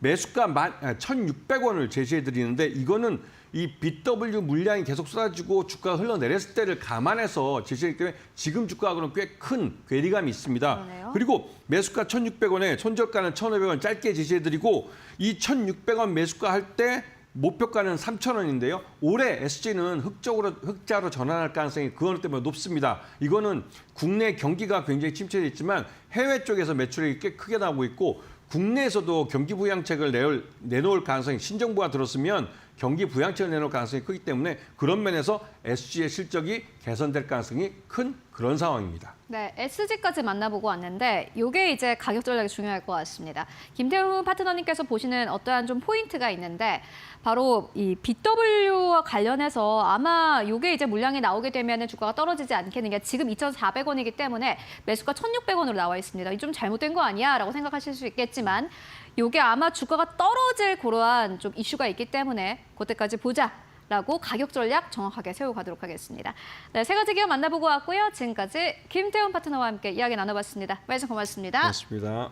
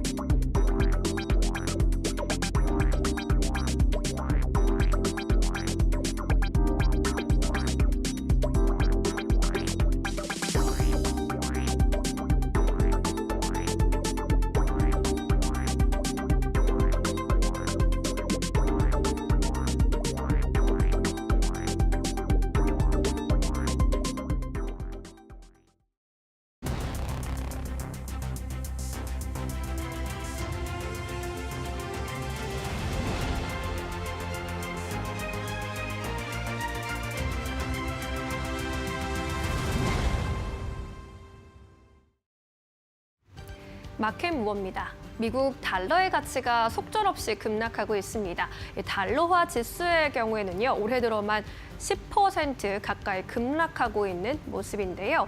연초부터 4월 21일까지 달러화의 등락률을 좀 비교해 보셔도 지난 1970년대 초 이후로 올해 들어서 달러화가 가장 빠른 속도로 하락하고 있다는 점 확인하실 수 있습니다. 이러한 달러화의 급락세가 소위 트리플 약세, 달러화와 미국 주식, 미국의 국채 가격의 동반 약세로 이어지고 있다라는 점도 특징적인 부분인데요. 이렇게 달러화가 급락하고 있는 원인은 무엇일까요? 금융시장의 심리와 분위기에 반대되는 트럼프의 정책이 가장 큰 요인입니다. 파월 의장을 흔들고 있는 것, 또 해임을 시도하고 있는 것, 금리 인하를 압박하는 이 트럼프 대통령의 모든 행보가 미국의 달러에는 악재로 작용을 하고 있는 건데요. 간밤 그럼에도 트럼프 대통령은 자신의 SNS에 파월 의장을 미스터 투 레이트이라고 표현하면서 금리 인하를 압박하는 발언을 다시 한번 내놓았습니다. 경기 침체에 대한 리스크를 파월 의장에게 떠넘기는 이런 메시지를 지속적으로 내놓고 있다는 점, 월가의 투자자들 그리고 시장의 전반의 불안을 자극하고 있습니다. 이 밖에도 지금 일본과 우리나라 등 주요국과 개별 상호 협상을 앞두고 있는 상황인데, 이 관세 협상 안에서 통화 가치의 절상을 요구할 것이란 요구의 우려가 높아지고 있다라는 점도 시장에서 우려하고 있는 부분입니다. 트럼프는 8대 비관세 부정행위를 연거하면서 환율 조작을 첫 번째로 적시하기도 했는데요. 이렇게 고율 상호관세에 이어서 환율 전쟁에도 나설 수 있음을 암묵적으로 시사하고 있다라는 점, 시장에서 불안하게 바라보고 있는 상황입니다. 이에 따라 국내 증권가에서도 경고의 목소리를 내놓고 있는데요. 현재 IM증권에서는 달러화 급락이 엔화 초강세로 이어지고 있는 현상에 주목을 하기도 했습니다. 이러한 엔화 초강세가 나타남으로 인해서 일부 엔캐리 트레이드 자금의 청산으로 이어지고 있다라는 점을 추정을 했고요. 엔화에 대한 투기적인 순매수 포지션, 즉 롱 포지션 규모가 역사상 최고치를 기록하고 있다라고 짚었습니다. 엔화의 추가 강세 그리고 달러의 약세를 지지하고 있는 그런 심리가 확산되고 있는 분위기라는 거고요. 이에 따라 또 금과 비트코인 등 대체 자산은 반사 이익을 얻어가고 있는 상황이죠. 동반 강세 현상을 보이고 있고, 금 같은 경우에는 초강세 랠리를 이어가고 있는데, 달러 대체 자산으로 자금이 몰려가고 있음을 확실하게 보여주고 있다라고 평가를 했습니다. 따라서 IM증권에서는 금융시장의 트럼프 행정부에게 던지는 일종의 경고라면서 트럼프 행정부의 정책은 이제 시장의 신뢰를 잃어가고 있다라고까지 발언을 했습니다. 이렇게 미중 갈등이 현재 더욱더 격화되게 된다면 달러화 약세 현상이 조기에 마무리되기는 쉽지 않을 것이라는 전망을 내놨고요. 셀 USA를 팔아버리는 이 현상의 지속 위험을 높이고 또 금융시장의 급격한 변동성 장세로 나타날 것이다라는 발언을 함께 제시했습니다. 결국엔 이러한 달러 약세 현상을 바라보실 때는 미국의 앞으로의 정책 방향성 그리고 미중 갈등의 방향성을 함께 체크해 보시면서 대응해 보는 것이 중요해 보입니다. 지금까지 마켓무버 함께 하셨습니다. 네, 이어서 오늘 시장에서 핫한 이슈와 종목들 함께 이야기 나눠보도록 하겠습니다. 오늘도 함께 해보도록 하겠습니다. 지심포의 박근호 이사 모셨습니다. 안녕하십니까? 안녕하십니까? 네, 이사님과 오늘 시장 이야기 해보도록 하겠습니다. 오늘도 어제랑 비슷해요. 어제랑 같은 시장이 아닐까 하는 정도로 거의 지수 움직임은 없습니다만은 그래도 그 안에서는 굉장히 활발합니다. 오늘 어떤 업종이 활발할까요? 지금 바로 주제 만나보도록 하겠습니다. 오늘은 제약바이오 만나보도록 할 텐데, 보니까는 제약바이오가 각각의 이슈가 있어요. 호실적을 나타낼 것이다라는 전망 나오는 기업도 있고, 임상에 대한 긍정적인 모멘텀이 나오는 기업들도 있고, 제약바이오 쪽으로 특히나 오늘 보니까는 외국인도 그렇고 기관 투자자도 그렇고요. 특히나 코스닥 내에서 가장 많이 사는 기업이 어떠한 기업이나 봤더니 1위권부터 10위권 가운데 거의 절반이 보니까 제약바이오더라고요. 네네. 그만큼 좀 투자 심리가 괜찮아지는 것이 아닌가 하는 생각이 듭니다. 투자 포인트 어떻게 바라보고 계십니까? 요거 어떻게 바라봐야 되는지 굉장히 궁금한 게, 사실 그런 것도 있는 것 같아요. 이제 하느니 금리 인하를 하지 않겠느냐. 네네. 금리 인하에 대한 좀 기대감도 나오고 있는 것 같고, 어떻게 네. 보십니까? 제약바이오 전반적으로 봤을 땐 금리 인하의 영향을 그동안의 어떤 평균적인 통계치를 봤을 때 받는 건 맞고요. 오늘 일단 강하게 좀 상한가를 들어간 두 종목 정도만 한번 특징주식으로 한번 체크를 해보도록 하겠습니다.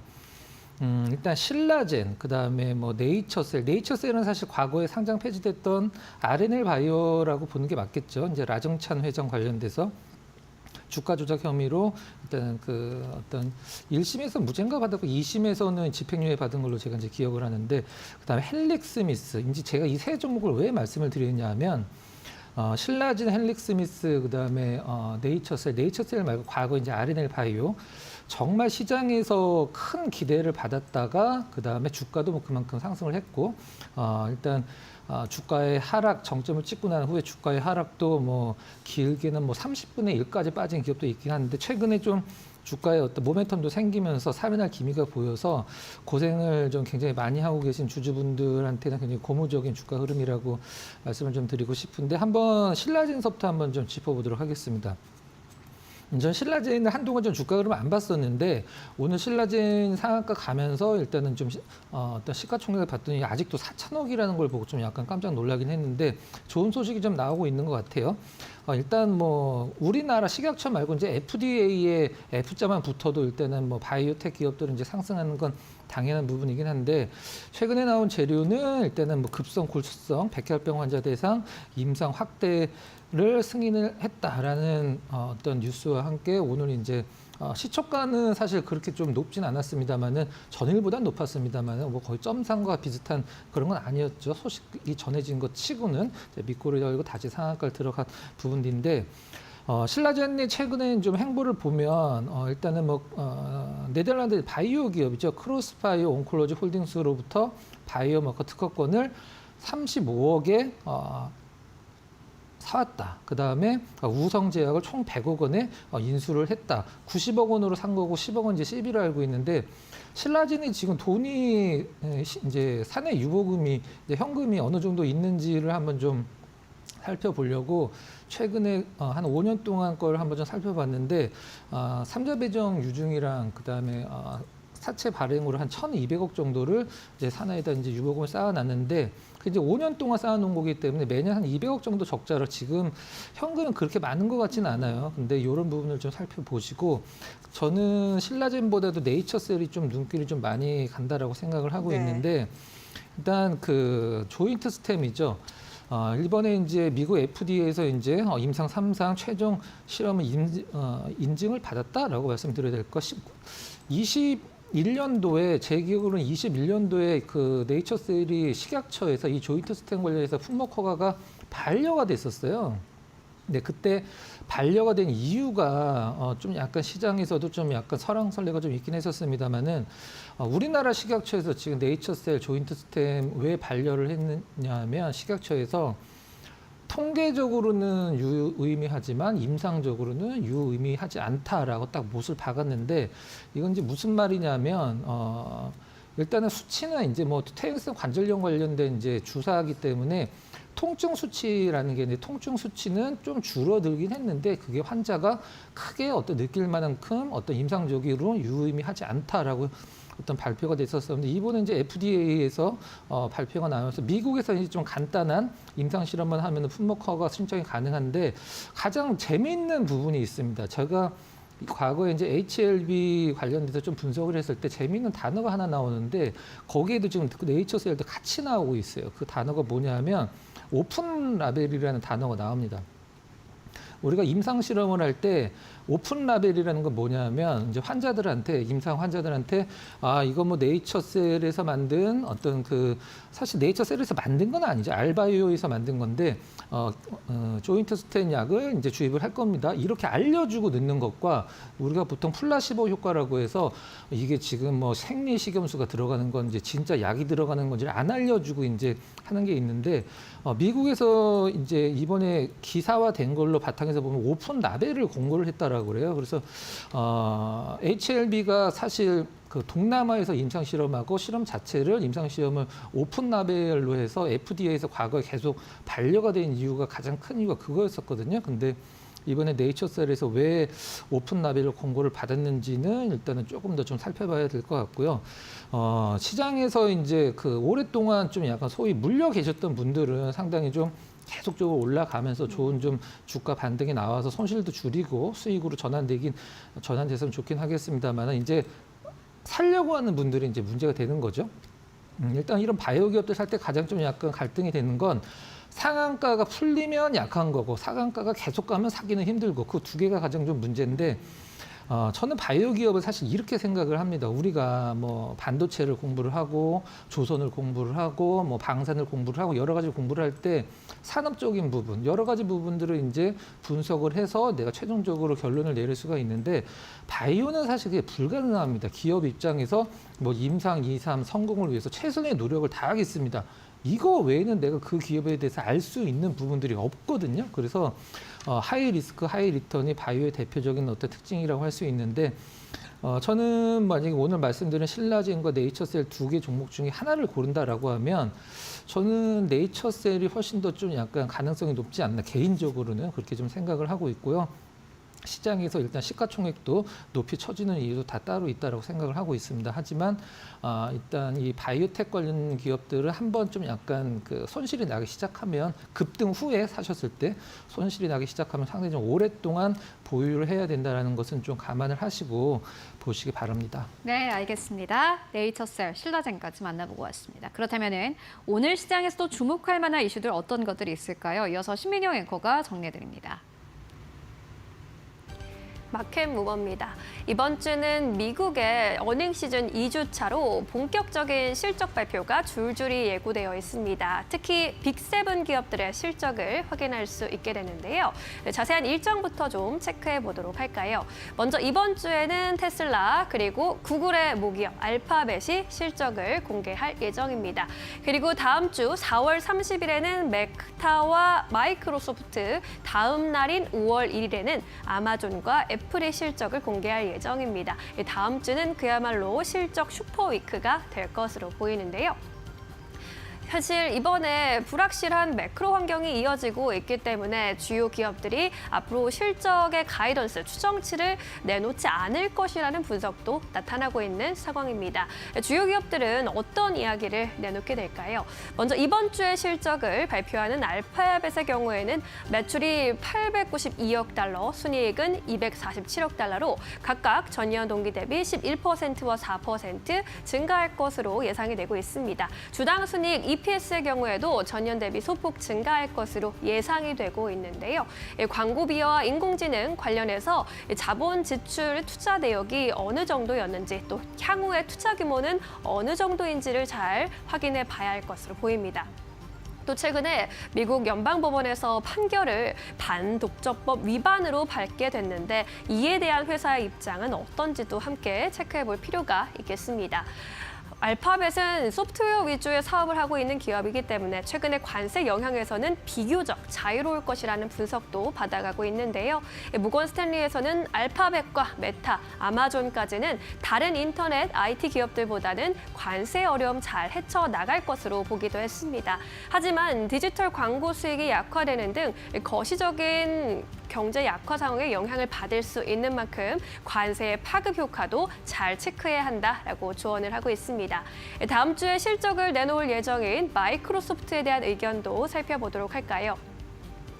바클레이즈에서는 마이크로소프트에 대한 분석을 내놨습니다. 마이크로소프트가 최근에 데이터 센터의 지출을 축소한다라는 조정한다라는 이야기를 내놓으면서 AI 거품론에 대한 불안이 다시 한번 제기된 바 있는데 바클레이즈에서는 이러한 지출 조정이 과도한 지출을 오히려 정상화하는 흐름이다라고 긍정적으로 평가를 했습니다. 기업 고객을 중심으로 장기적인 계약 관계를 맺고 있는 만큼 다른 경쟁사 대비해서 실적의 안정성 돋보일 것으로 평가를 했고요. 특히 또 데이터 센터 관련해서 향후에 어떤 투자 지출 규모가 나타나는지에 대해서는 확인이 필요하다라는 의견도 덧붙였습니다. 엔비디아 등 반도체 기업에 대해서는 오펜하이머에서 자세한 분석을 내놨는데요. 소음이 많은 시장 속에 AI는 가장 안전한 성장 섹터다라고 평가를 했습니다. 관세 인상 기조 속에서 1분기에 반도체 칩의 조기 주문이 증가한 만큼 많은 반도체 제조업체들의 1분기 수요가 증가했을 것으로 내다보기도 했고요. 특히 탑픽 종목으로 엔비디아를 비롯해서 브로드컴과 마벨 테크놀로지, 모놀리식 파워 시스템즈를 꼽기도 했습니다. 1분기 빅테크 어닝 시즌이 본격적으로 출발하고 있는 가운데 관세에 대한 영향으로 얼마나 향후 가이던스가 보수적으로 조정될지도 함께 잘 살펴봐야 할 부분으로 보입니다. 지금까지 마켓무버 전해드렸습니다. 네, 이어서 오늘 시장에서 핫한 기업들 하나하나 살펴보도록 하겠습니다. 먼저 첫 번째 기업, 아마 많은 분들이 또 관심 가지고 계실 기업일 것 같은데 KTNG입니다. 오늘 3% 가깝게 상승세 나오고 있고 11만 4천 원대에서 거래가 되고 있습니다. 이 기업의 최근에 주가가 정말 잘 갔고요. 또 보니까는 기관의 수급도 계속해서 들어오고 있습니다. 지난 10거래일 동안 10만 원대에서 보니까 11만 원대까지 올라온 상황인데 이 기업을 이전에 한번 가지고 오셨었어요. 네네. 이 기업 어떻게 보십니까? 최근에 일단 KTNG 관련돼서 좀 가장 좀 핫하다고 해야 될까요? 모멘텀 한번 좀 말씀을 드려보도록 하겠습니다. KTNG가 우리가 보통 뭐 홈페이지 들어가면 뭐 이렇게 건기식, 그다음에 뭐 강아지들 사료도 하긴 합니다만은 뭐 담배 외에는 사실 큰 모멘텀이 없다라고 생각하시는 분들이 많으실 것 같긴 한데 사실 과거에 부동산 사업을 굉장히 좀 활발하게 했었습니다. 지금도 그 부동산 사업을 좀 약간 줄이려고 매각에 좀 힘을 쓰는 듯한 느낌인데 최근에 가장 매각에 힘쓰고 있는 부분이 이제 코트야드 메리어트 남대문 호텔을 매각을 이제 진행하려고 이제 적극적으로 준비 중에 있는데 매각가를 한 2천억 정도 예상을 하고 있다라고 그래요. 그다음에 수원 사시는 분들은 뭐 다 아시겠습니다. 가장 핫플레이스라고 할 수 있는 그 스타필드 지분도 지금 현재 50%를 수원 스타필드 기준으로 50% KTNG가 갖고 있죠. 그 땅이 이제 그 KTNG 땅인데 신세계가 올린 다음에 반반씩 이익을 나누는 거죠. 영업이익의 반을 이제 KTNG가 갖고 간다라고 보시면 될 것 같은데 이런 부분들이 사실 영업 외적으로 그 어떤 그 수익으로 잡히기 때문에 뭐 영업 외가 아니라고 할 수도 있겠죠. 실질적으로는 원래 부동산 투자를 많이 하니까. 제가 처음에 KTNG를 말씀을 드렸을 때 가장 큰 모멘텀으로는 사실 요즘에 뭐 금연하시는 분들이 굉장히 많긴 합니다만 그래도 우리나라 기준으로도 실적이 상당히 뭐 꾸준하게 좀 좋아지고 있는 상황이고 해외 쪽으로 우리가 보통 뭐 담배 안 피우는 분들은 모르실 수도 있긴 합니다만 담배가 이제 두꺼운 게 있고 얇은 게 있거든요. 그 얇은 담배 전 세계 1위가 KTNG죠. 에세라고 해서 그 부분과 관련된 부분, 그 다음에 전자담배 시장에서 이제 아이코스로 불리는 필립 모리스가 이제 전 세계 1위긴 합니다만 우리나라에서는 이제 KTNG가 이제 릴이라고 해서 22년도부터 실질적으로 이제 시장 점유율 50% 약간 못 미치는 부분 차지하면서 부동의 1위를 좀 차지를 하고 있는 상황이고요.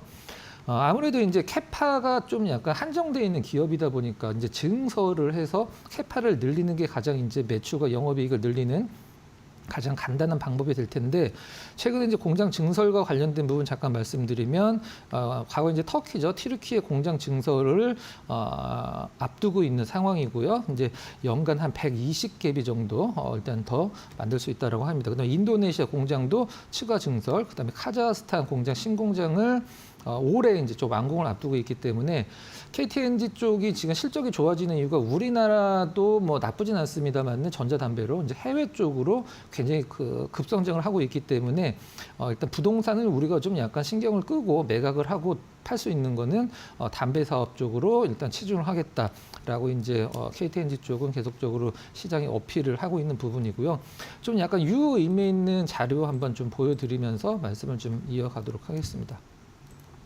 전 세계 1위 담배가 이제 필립 모리스고요. 이제 우리나라 KTNG는 전 세계 5위, 4위 정도 왔다 갔다 하는데 지금 보유시는 차트는 선 두 개가 있을 텐데요. 위쪽에 이제 필립 모리스 약간 빨간색, 아래쪽 KTNG인데 두 기업의 주가가 상관관계가 있나라고 이제 생각을 하실 수도 있는데 정확히 올해 2월 달 빼고는 두 기업의 주가가 거의 순방향으로 같이 움직이는 걸 이제 확인을 하실 수가 있을 거예요. 한 3년 정도 차트인데 최근에 올해 2월 달에 왜 이렇게 디커플링 됐나는 사실 저도 뭐 잘 모르긴 하겠습니다. 근데 여기서 중요한 것은 항상 동행을 했던 주가가 지금 이 갭이 많이 벌어져 있거든요. 그렇기 때문에 이제 시장에서 분석하기에는 필립 모리스 주가가 KTNG 주가 대비해서 선행을 하고 상승의 퍼센트는 거의 같이 움직인다라고 이제 평가를 하거든요. 근데 지금 KTNG가 3월 달 들어서 많이 따라가긴 했습니다만 그동안의 주가 흐름을 같이 봤을 때 너무 갭이 벌어져 있어서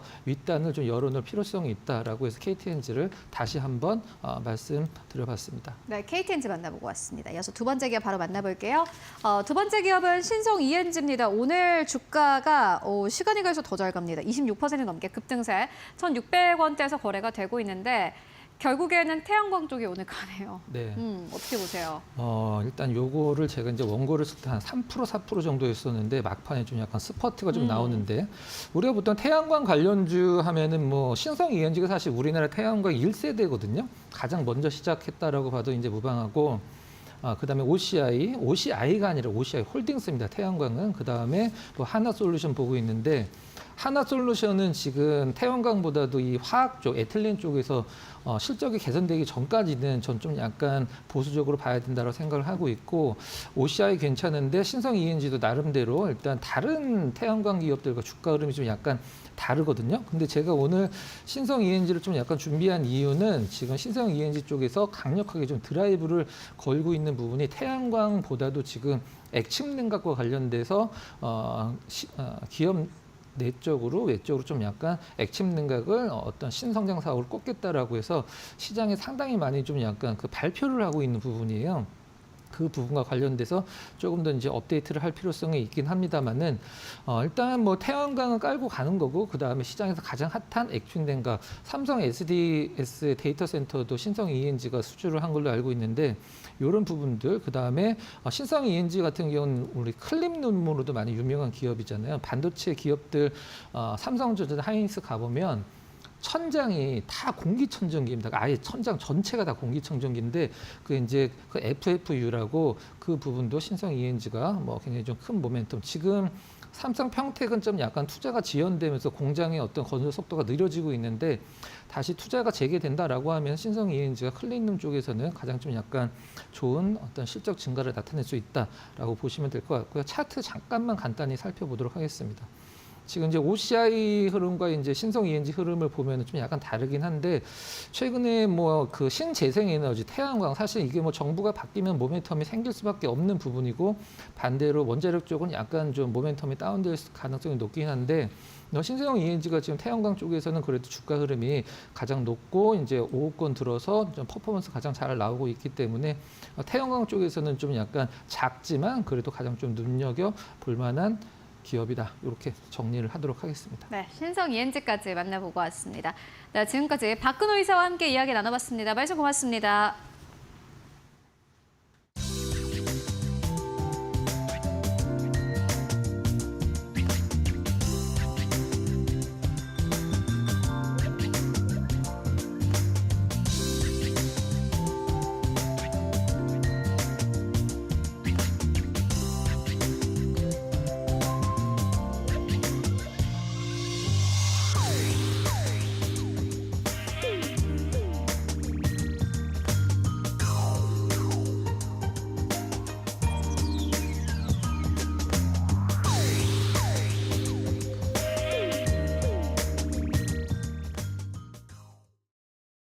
네, 마감 전략 세워보고 가도록 하겠습니다. SK증권 2000 PB센터로 가보도록 하겠습니다. 서영훈 차장 연결되어 있습니다. 안녕하십니까? 네, 안녕하세요. 네, 오늘 시장 마감 상황 어떻게 보고 계십니까? 네, 오늘 뭐 미국 증시가 하락한 거에 비해서 뭐 우리나라 시장의 움직임들은 좀 양호했다라고 좀 볼 수가 있겠습니다. 뭐 장중한 때는 뭐 플러스 전환까지도 좀 이어지는 모습이었고요. 뭐 코스피가 소폭 뭐 하락 마감하는 수준이지만 거의 보합권 수준에서 마무리되고 있다는 점을 감안해 본다라면 지금 미국에서 이루어지는 뭐 파월에 대한 압박이라든가 관세에 대한 부분들의 이슈가 어느 정도 좀 면역이 생겨가면서 좀 제한적인 모습들이 나타나주고 있다라고 좀 볼 수 있겠습니다. 뭐 이로 인해서 외국인들이 여전히 좀 매도는 하고는 있지만 매도폭이 크지 않은 상황이라고 좀 볼 수 있겠고요. 원달러 환율 역시 1,400원 초반대에 머무면서 시장이 좀 안정을 좀 찾아가고 있다는 점에서는 좀 긍정적인 흐름이 아닐까 싶습니다. 다만 이제 다소 좀 지루한 장세가 이어지고 있다라고 좀 볼 수 있을 텐데요. 뭐 개별 종목별 이슈에 따라서 좀 등락이 움직이는 모습들이 나타나주고 있다라고 좀 판단할 수 있을 것 같습니다. 오늘은 뭐 신라젠을 중심으로 해서 뭐 바이오 관련된 종목군들의 상승세가 좀 두드러지는 모습들이 나타나주고 있고요. 뭐 FDA 임상 관련해서 좀 긍정적인 뉴스와 더불어 상한가에 좀 터덜하면서 그와 관련된 바이오 섹터와 더불어 또 줄기세포 관련된 종목들이 좀 강세를 보였다라는 것이 좀 특징이라고 좀 볼 수 있을 텐데요. 뭐 여전히 좀 실적에 포커스를 맞추시면서 전략을 세워 나가시면 무난하지 않을까라고 생각했습니다. 네, 일단 뭐 시장이 그래도 괜찮은 것 같습니다. 오늘 시장에서 보시는 기업 있으실까요? 네, 뭐 오늘 보고 있는 종목은 어제 말씀드렸던 종목과 동일한 아모레퍼시픽 좀 말씀드릴 수 있겠고요. 뭐 1분기 매출 1조 457억을 예상을 하고 있으면서 실적이 이제 저점을 딛고 좀 전환할 것으로 좀 기대감이 있습니다. 특히나 미국에서 라네즈 브랜드의 매출 성장이 상당히 좀 두드러지면서 올 1분기 미국 북미 시장에 대한 매출이 크게 증가할 것으로 예상이 좀 되고 있는 상황이라고 볼 수 있겠고요. 여기에 더해서 이제 중국 관련된 매출의 정상화가 이어지면서 좀 실적이 이제 턴어라운드 할 것이다라는 전망이 더불어 기관 매수가 상당히 좀 강하게 들어오고 있습니다. 뭐 특히나 미국 현지의 관세 관련해서 대응하기 위해서 생산 시설을 아예 자체적으로 구축할 것이다라는 얘기까지 나오고 있다는 점을 감안해 보면 뭐 저가 매수 기회는 분명하지 않을까라는 점에서 아모레퍼시픽 좀 관심 있게 좀 보고 있습니다. 네, 아모레퍼시픽 실적에 기반해서 계속해서 주가 보자라는 의견으로 정리해 보도록 하겠습니다. 말씀 고맙습니다. 네, 감사합니다. 네, 정규장 마감 동시효과 구간에 들어와 있습니다. 마감의 기술로 이어가겠습니다. SK증권 영업부 금융센터 이청원 차장 모셨습니다. 어서 오세요. 네, 안녕하세요. 네, 반갑습니다. 오늘 시장 지지부진하게 느껴지기도 했는데 시장 어떻게 읽어보셨을까요? 네, 지금 어제 미증시 자체가 좋지 않았기 때문에 오늘 우리 증시의 초반 충격은 어쨌거나 있긴 있을 것이다라고 생각을 했는데 네. 시간이 조금만 지나면서 역시나 충격은 모두 다 흡수하는 그런 상황입니다. 제가 올해 1분기 1월부터 3월까지 미증시와 우리의 코스피를 기반으로 해서 상관계수를 한번 구해봤는데요. 상관계수가 0.1이 지금 안 나옵니다. 그게 의미하는 것은 미증시는 미증시대로 움직이고 있는 것이고 우리 증시는 우리 증시대로 지금 움직이고 있는 거예요. 그 전체적으로 영향을 미칠 수 있을 만한 특정 변수는 당연히 있긴 있습니다만 그것이 중기나 장기적으로 심지어 3개월이라고 하는 시간조차 영향력을 행사하지 못합니다. 그게 의미하는 것은 해외 변수로부터 여러분들이 크게 신경 쓸 필요 없이 우리 증시 내에 내재되어 있는 여러 가지 것들을 찾으면서 시장에 대응하면 된다. 그런 이야기를 전해드리고 싶고요. 미국의 트럼프와 파월 의장의 갈등이 지금 조금은 점화되고 있는 그런 상황입니다. 트럼프는 계속해서 금리 인하에 대한 요구와 압박을 하고 있습니다. 충분히 그럴 수 있죠. 트럼프 행정부는 기본적으로 기업의 성장을 기반으로 국가의 성장을 견인을 해야 되는데 아무래도 지금과 같은 금리가 조금 높은 상황에서는 자금 조달 능력이 퇴행되기에 국가 경쟁력을 조금 잃을 가능성이 적지 않게 있습니다. 반면 파월 의장은 철저하게 이 경제의 성장이라고 하는 측면보다는 물가에 초점을 두고 있습니다. 금리 인하를 쉽게 하지 못하는 이유 중 하나이고 여전히 관세라고 하는 한 가지 변수가 시장의 리스크로 산재가 되어 있다는 점에서 물가에 대한 부분은 계속해서 체크를 해나갈 필요가 있다는 것. 그리고 결국에는 트럼프와 파월 의장이 어느 한쪽이 완전히 퇴진하지 않는 이상 이것과 관련된 이야기는 중간중간 나오겠지만 그것 또한 오늘 우리 증시가 보았던 것처럼 혹은 느꼈던 것처럼 시장에 영향을 미칠 만한 변수는 아닙니다. 철저하게 우리 증시는 몇몇 테마 그리고 이슈 거기에 의해서 시장과 종목들의 움직임이 지금 결정이 됩니다. 네. 가장 큰 영향력은 아무래도 이제 있을 대선이죠. 이재명 예비 후보의 입김으로 보여지는데요. 오늘도 장 초반부터 탄소 배출권 관련된 종목들이 크게 움직입니다. 탄소 배출권은 이재명 예비 후보가 2040년까지 석탄 발전을 폐쇄할 것이다라고 하는 이야기가 나왔기 때문에 관련된 기업들이 오늘 너나 할 것 없이 크게 오릅니다. 물론 장 후반으로 가면서 조금 상승했던 그 부분을 반납하는 양상을 보이고 있다 할지라도 최근에 계속해서 보이죠. 첫 방문에 퓨리오사 AI 그리고 웹툰 거기에 탄소 배출권 말 한마디에 지금 시장은 이렇게 종목들의 빠른 순환매가 이어지고 있고 조금만 엮여 있어도 급등이 바로 나오는 그런 장세입니다. 오늘도 저출산 관련된 종목들이 다시 한번 움직이는 것은 역시나 예비 후보, 이재명 예비 후보에 대한 입김이 거셌기 때문에 그렇다면 지금부터 당분간 대선이 끝나는 그 시점까지 혹은 윤곽이 거의 매우 뚜렷하게 나오는 시점까지는 시장은 당분간 주도주가 없을 가능성이 있습니다. 해외 증시에서 우리나라에 불어오는 여러 가지 훈풍들, 뭐 예를 들어서 반도체 쪽에서 좋은 이야기가 들리고 기타 태양광이 되든 기타 여러 가지 변수에 의해서 좋은 이야기가 들린다 할지라도 우리는 그것과는 달리 너무나 큰 이벤트가 있기 때문에 그 이벤트 하나하나에 의해서 시장에서의 종목들, 특히 산업은 결정이 된다는 거예요. 개인적으로 이번 주 지금 외국인도 그렇고 뭐 최근에 한 보름 더 된 것 같습니다. 시장이 크게 움직임이 없죠. 특히 선물 시장에서 외국인들이 매수세가 혹은 매도세도 지금 없습니다. 잠잠합니다. 이것은 대선까지는 어느 정도 관망하겠다라고 하는 그런 심리가 꽤나 많이 묻어 있는 것이 아닐까라는 생각이 들었습니다. 그 가운데 실적 역시나 꾸준히 나오는 섹터, 뭐 조선 기자재가 어제는 조금 좋은 움직임을 보였고 오늘도 약간 랠리가 이어가는데요. 한 가지 확실한 것은 이런 장에서도 실적에 나오는 기업은 결국에는 외국인이 되든 기관이 되든 매수세가 조금씩 유입이 되고 있다는 것이고 그들이 결국 이벤트가 마무리되었을 때 가장 먼저 달릴 수 있는 주자가 될 것이다라고 하는 것. 그런 면에서 실적을 계속해서 체크해 나가자라고 하는 이야기를 드릴 수 있는 오늘 장 마감 특징이 아닌가 그리 보여집니다. 네. 결국에는 확실한 실적 모멘텀 있는 종목들 위주로 우리 계속해서 봐야 한다라는 의견으로 들립니다. 코스피의 경우에도 현재도 약보합권에서 마감 기다리고 있고요. 2,487포인트 지나가고 있습니다. 코스닥도 강보합권 흐름이고요. 모두 보합권에서 마감할 것으로 예상이 되고 있습니다. 코스피 200도 약보합권입니다. 오늘 수급에서 외국인이 유가증권 측에서 8거래일 연속 순매도 기조를 이어갔습니다. 2,500억 원의 순매도세 확인이 됐고요. 기관은 수급의 뚜렷한 방향성은 좀 보이지 않았습니다. 코스닥의 경우에도 매매 동향 유가증권 시장과 굉장히 유사했습니다. 외국인이 3거래일 연속 매도, 개인 나홀로 순매수세 나타냈습니다. 우리 시장 마감합니다.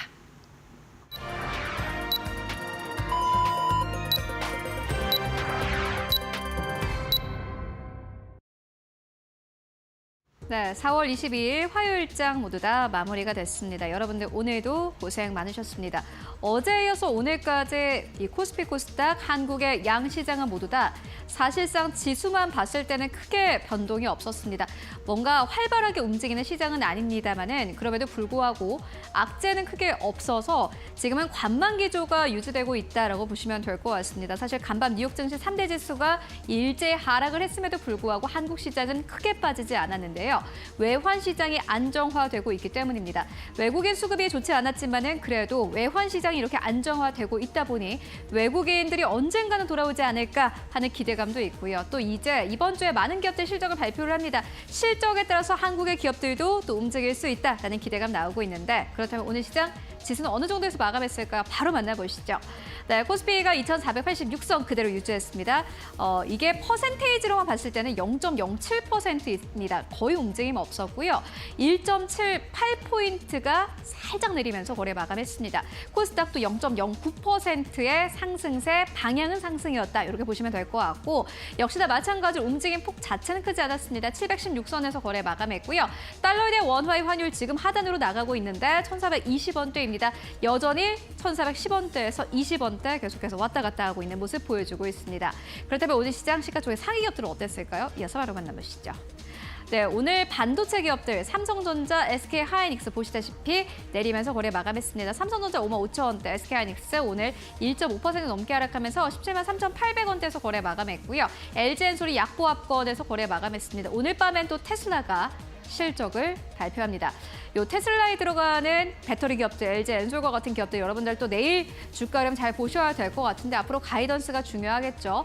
특히나 이제 테슬라는 새로운 신차를 현재 출시한 상황이고 이에 따라서 앞으로 가이던스가 어떻게 좀 나올 건지가 가장 중요하다라는 이야기 나오고 있습니다. LG엔솔 그곳에 주니퍼 모델 Y에 새롭게 또 배터리를 납품하고 있기 때문에 내일에 따른 또 실적의 영향 함께 체크해 보시면 좋을 것 같고요. 삼성 바이오로직스 강보합권 107만 원대에서 거래 마감했고 현대차가 0.9% 하락세 18만 5천 원대에서 거래 마감했습니다. 오늘 1위권부터 5위권까지 봤을 때 사실 대형주들의 방향성은 하락이었습니다. 6위권부터 10위권까지 흐름은 어땠을까요?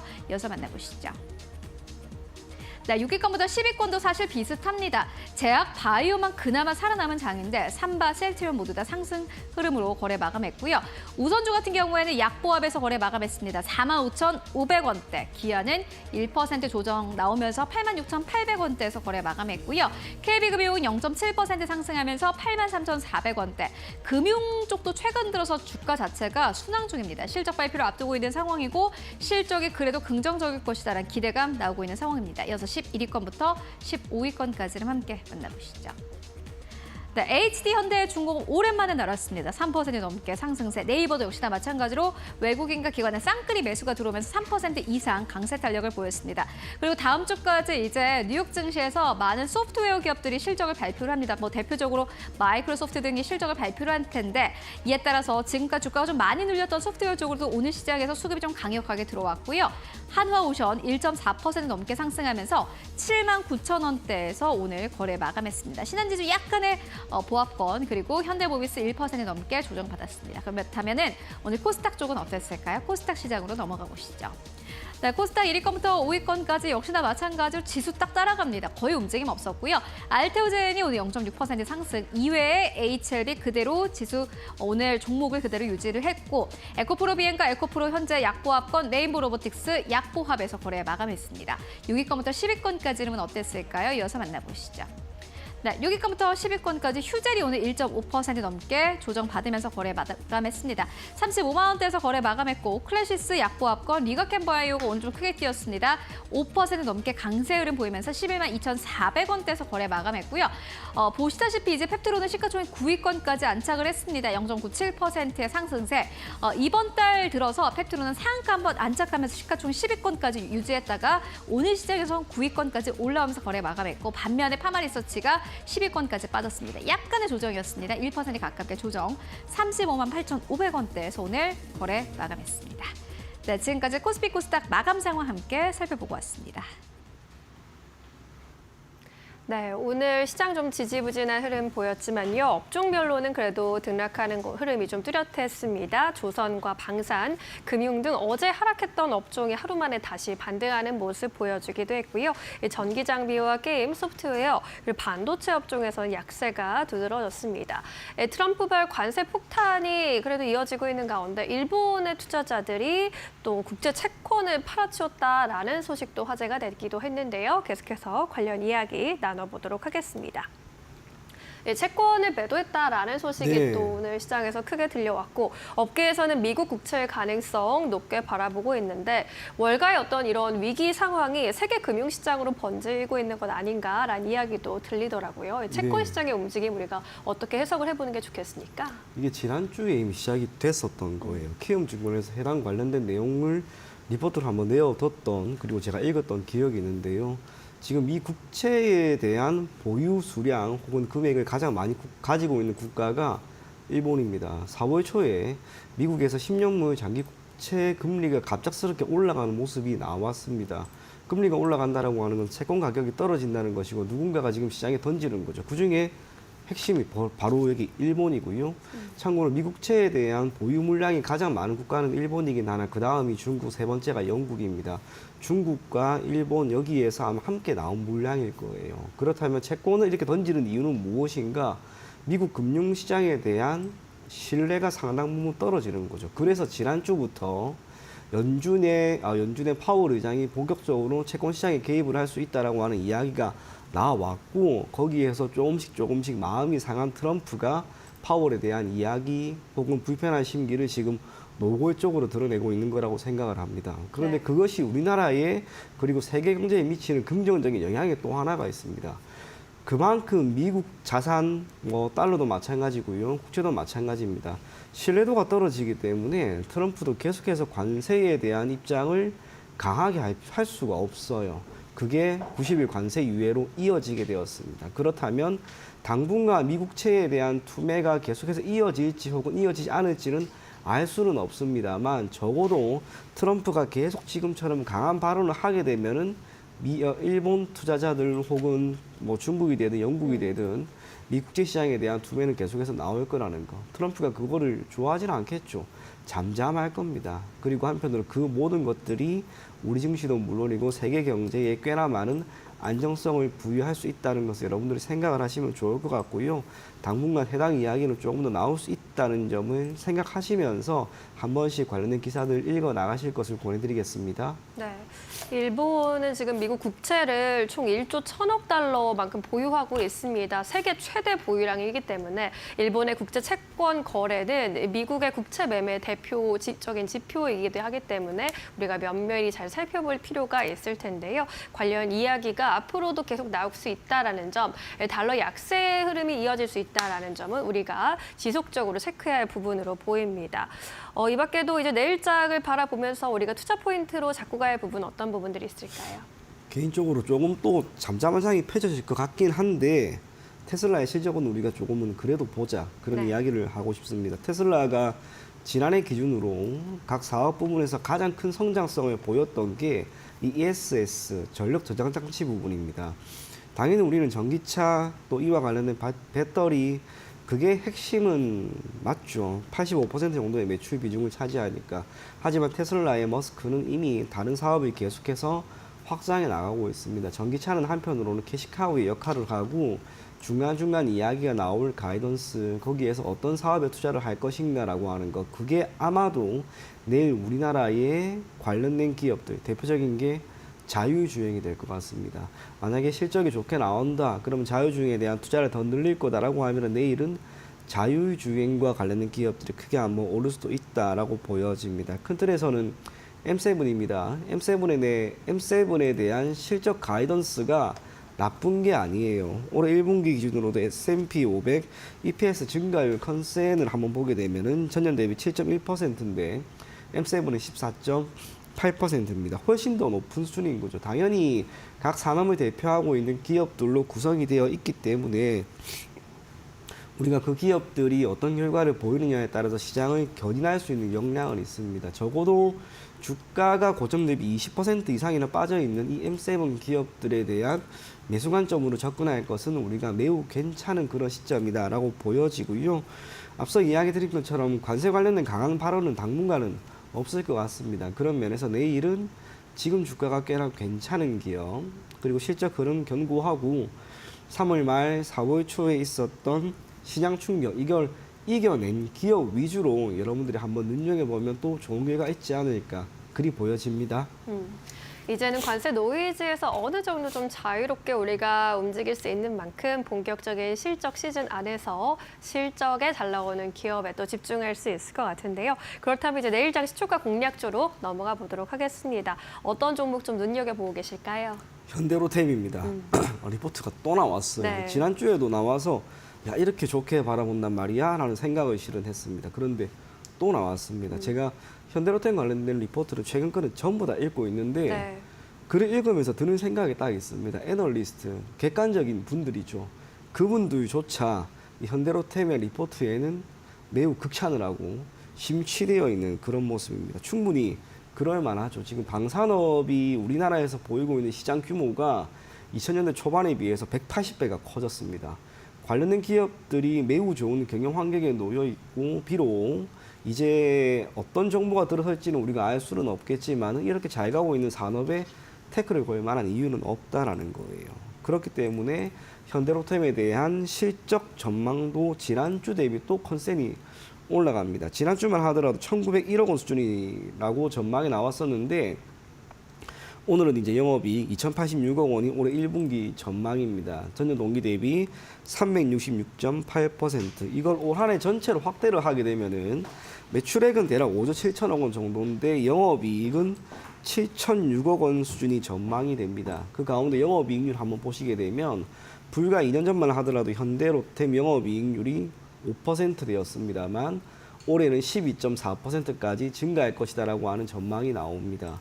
영업이익률이라고 하는 것은 매출액 대비 영업이익인데 그만큼 비용 관리를 잘하고 있다는 거예요. 그리고 그 배경으로 자리 잡을 수 있는 것은 역시나 K2라는 거. K2 가격 한 대가 국내에서 85억에서 100억 원입니다. 이게 폴란드에만 지금 180대 그리고 2차 180대 모두 팔린다면 여기에서 엄청난 실적이 나올 수밖에 없는데 이번 러시아와 우크라이나의 전쟁에서 러시아가 소실된 전차 수가 3년 동안 4,000대입니다. 여기에서 소실된 전차는 거의 대다수가 드론에 의한 겁니다. 그래서 APS라고 불리는 능동 방어 체계가 이번에는 탑재가 됩니다.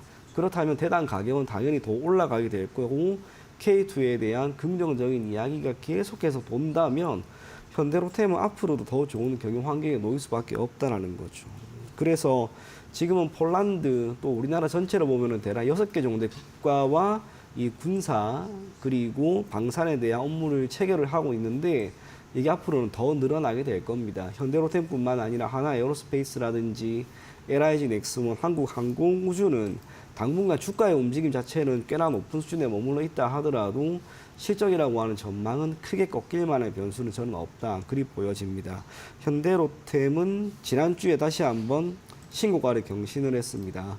그리고 주가의 움직임 한번 보시게 되면 대략 11만 5천 원, 6천 원 여기에서 머무르고 있는데요.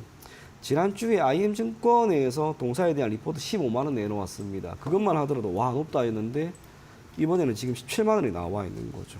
이렇게까지 올라가다 보면은 마치 예전에 한미반도체처럼 목표 주가 20만 원 리포트도 저는 곧 나올 것이다. 그리 보여집니다. 그리고 그 배경에는 K2라고 하는 영향력이 너무나 크고 브랜드 가치가 이미 공고하게 자리를 잡았다는 것. 그걸 감안해서 현대로템을 보유하고 계신 분들은 조금은 더 가지고 가보자. 그런 이야기 전해드리겠고 목표 가격은 제시한 17만 원 그대로 저 또한 제시를 해드리고요.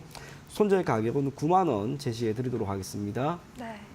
그야말로 진격의 방산주 그 중심이 되고 있는 현대로템 설정해 주셨고요. 목표가 17만 원까지 바라볼 수 있겠다라는 의견으로 정리해 보도록 하겠습니다. 오늘도 자세한 설명 고맙습니다. 잘 들었습니다. 예, 감사합니다.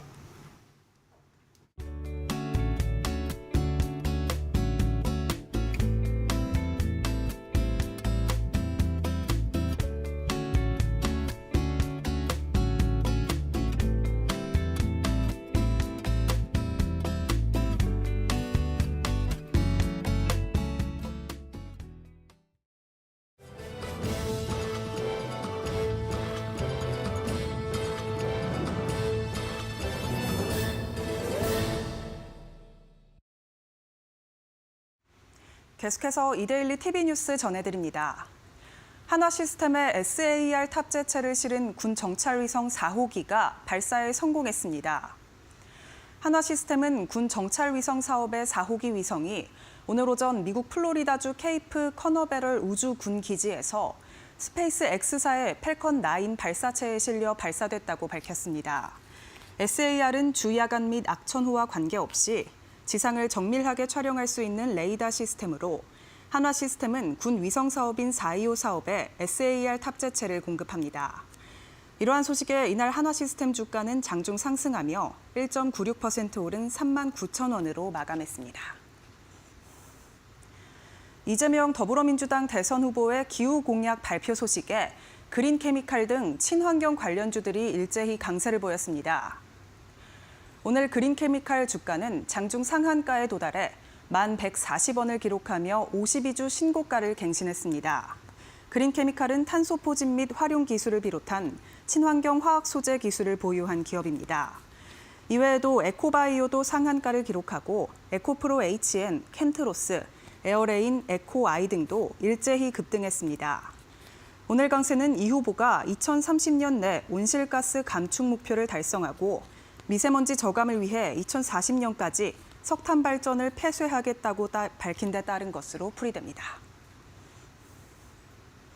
전기차 캐즘으로 충전소 시장의 성장 속도가 느려진 가운데 LG전자가 전기차 충전기 사업을 종료합니다. LG전자는 지난 2022년 GS와 함께 하이비 차저를 약 500억 원 규모로 인수하며 전기차 충전기 사업을 시작했지만 영업 손실 누적에 지난해 감사 보고에서 의견 거절을 받았습니다. LG전자 관계자는 전기차 캐즘 영향과 경쟁 심화 등으로 선제적으로 전기차 충전소 사업을 접었다며 이번 철수는 냉난방 공조 사업 등 기존 사업에 집중하려는 전략적 리밸런싱이라고 전했습니다. 다른 경쟁사인 SK일렉링크도 전기차 캐즘 속 지난해 영업 손실이 확대되고 롯데 계열사인 EV시스 또한 영업 손실이 늘어난 바 있습니다. 이마트가 조기 대선 국면에서 내수 활성화 대책의 수혜를 받을 수 있다는 기대감에 증권사 목표 주가가 일제히 상승하며 오늘 52주 신고가를 기록했습니다. 오늘 이마트 주가는 장중 52주 신고가인 9만 700원까지 상승했습니다. IBK 투자증권은 최근 이마트의 목표 주가를 기존 9만 5천 원에서 10만 4천 원으로 올리며 영업일수 감소와 국내 경기 악화로 회복이 어려운 환경에서 구조적인 체질 개선 효과로 영업 실적이 큰 폭으로 개선될 것이라고 밝혔습니다. 이외에도 LS증권도 내수 활성화 기대감에 이마트의 목표 주가를 기존 8만 2천 원에서 10만 5천 원으로 상향 조정했습니다. 국내 1위 통신사인 SK텔레콤에서 외부 해킹으로 고객 일부의 유심 정보가 유출되는 사고가 발생하며 관계 당국이 비상대책반을 구성하고 조사에 나섰습니다. SK텔레콤은 지난 19일 밤 11시쯤 해커에 의한 악성 코드 공격으로 사용자 정보가 유출된 정황을 확인했다고 오늘 밝혔습니다. 유출된 정보는 가입자별 유심을 식별하는 고유 식별 번호로 주민등록번호 등 민감 정보에 대한 유출 현황은 파악 중입니다. SK텔레콤은 이에 홈페이지를 통해 이용자의 해킹 피해 사실을 고지하고 유심 보호 서비스를 무료로 제공 중이라고 전했습니다. 향후 과학기술정보통신부 등 통신당국은 서울 중구 SK텔레콤 본사에서 사내 시스템에 대한 현장 조사를 진행할 예정입니다. 지금까지 이데일리 TV뉴스 전해드렸습니다. 네, 오늘 저희가 준비한 소식은 여기까지입니다. 네, 저희는 내일 오후 2시에 다시 인사드리겠습니다. 네, 시청해주신 여러분 모두 고맙습니다.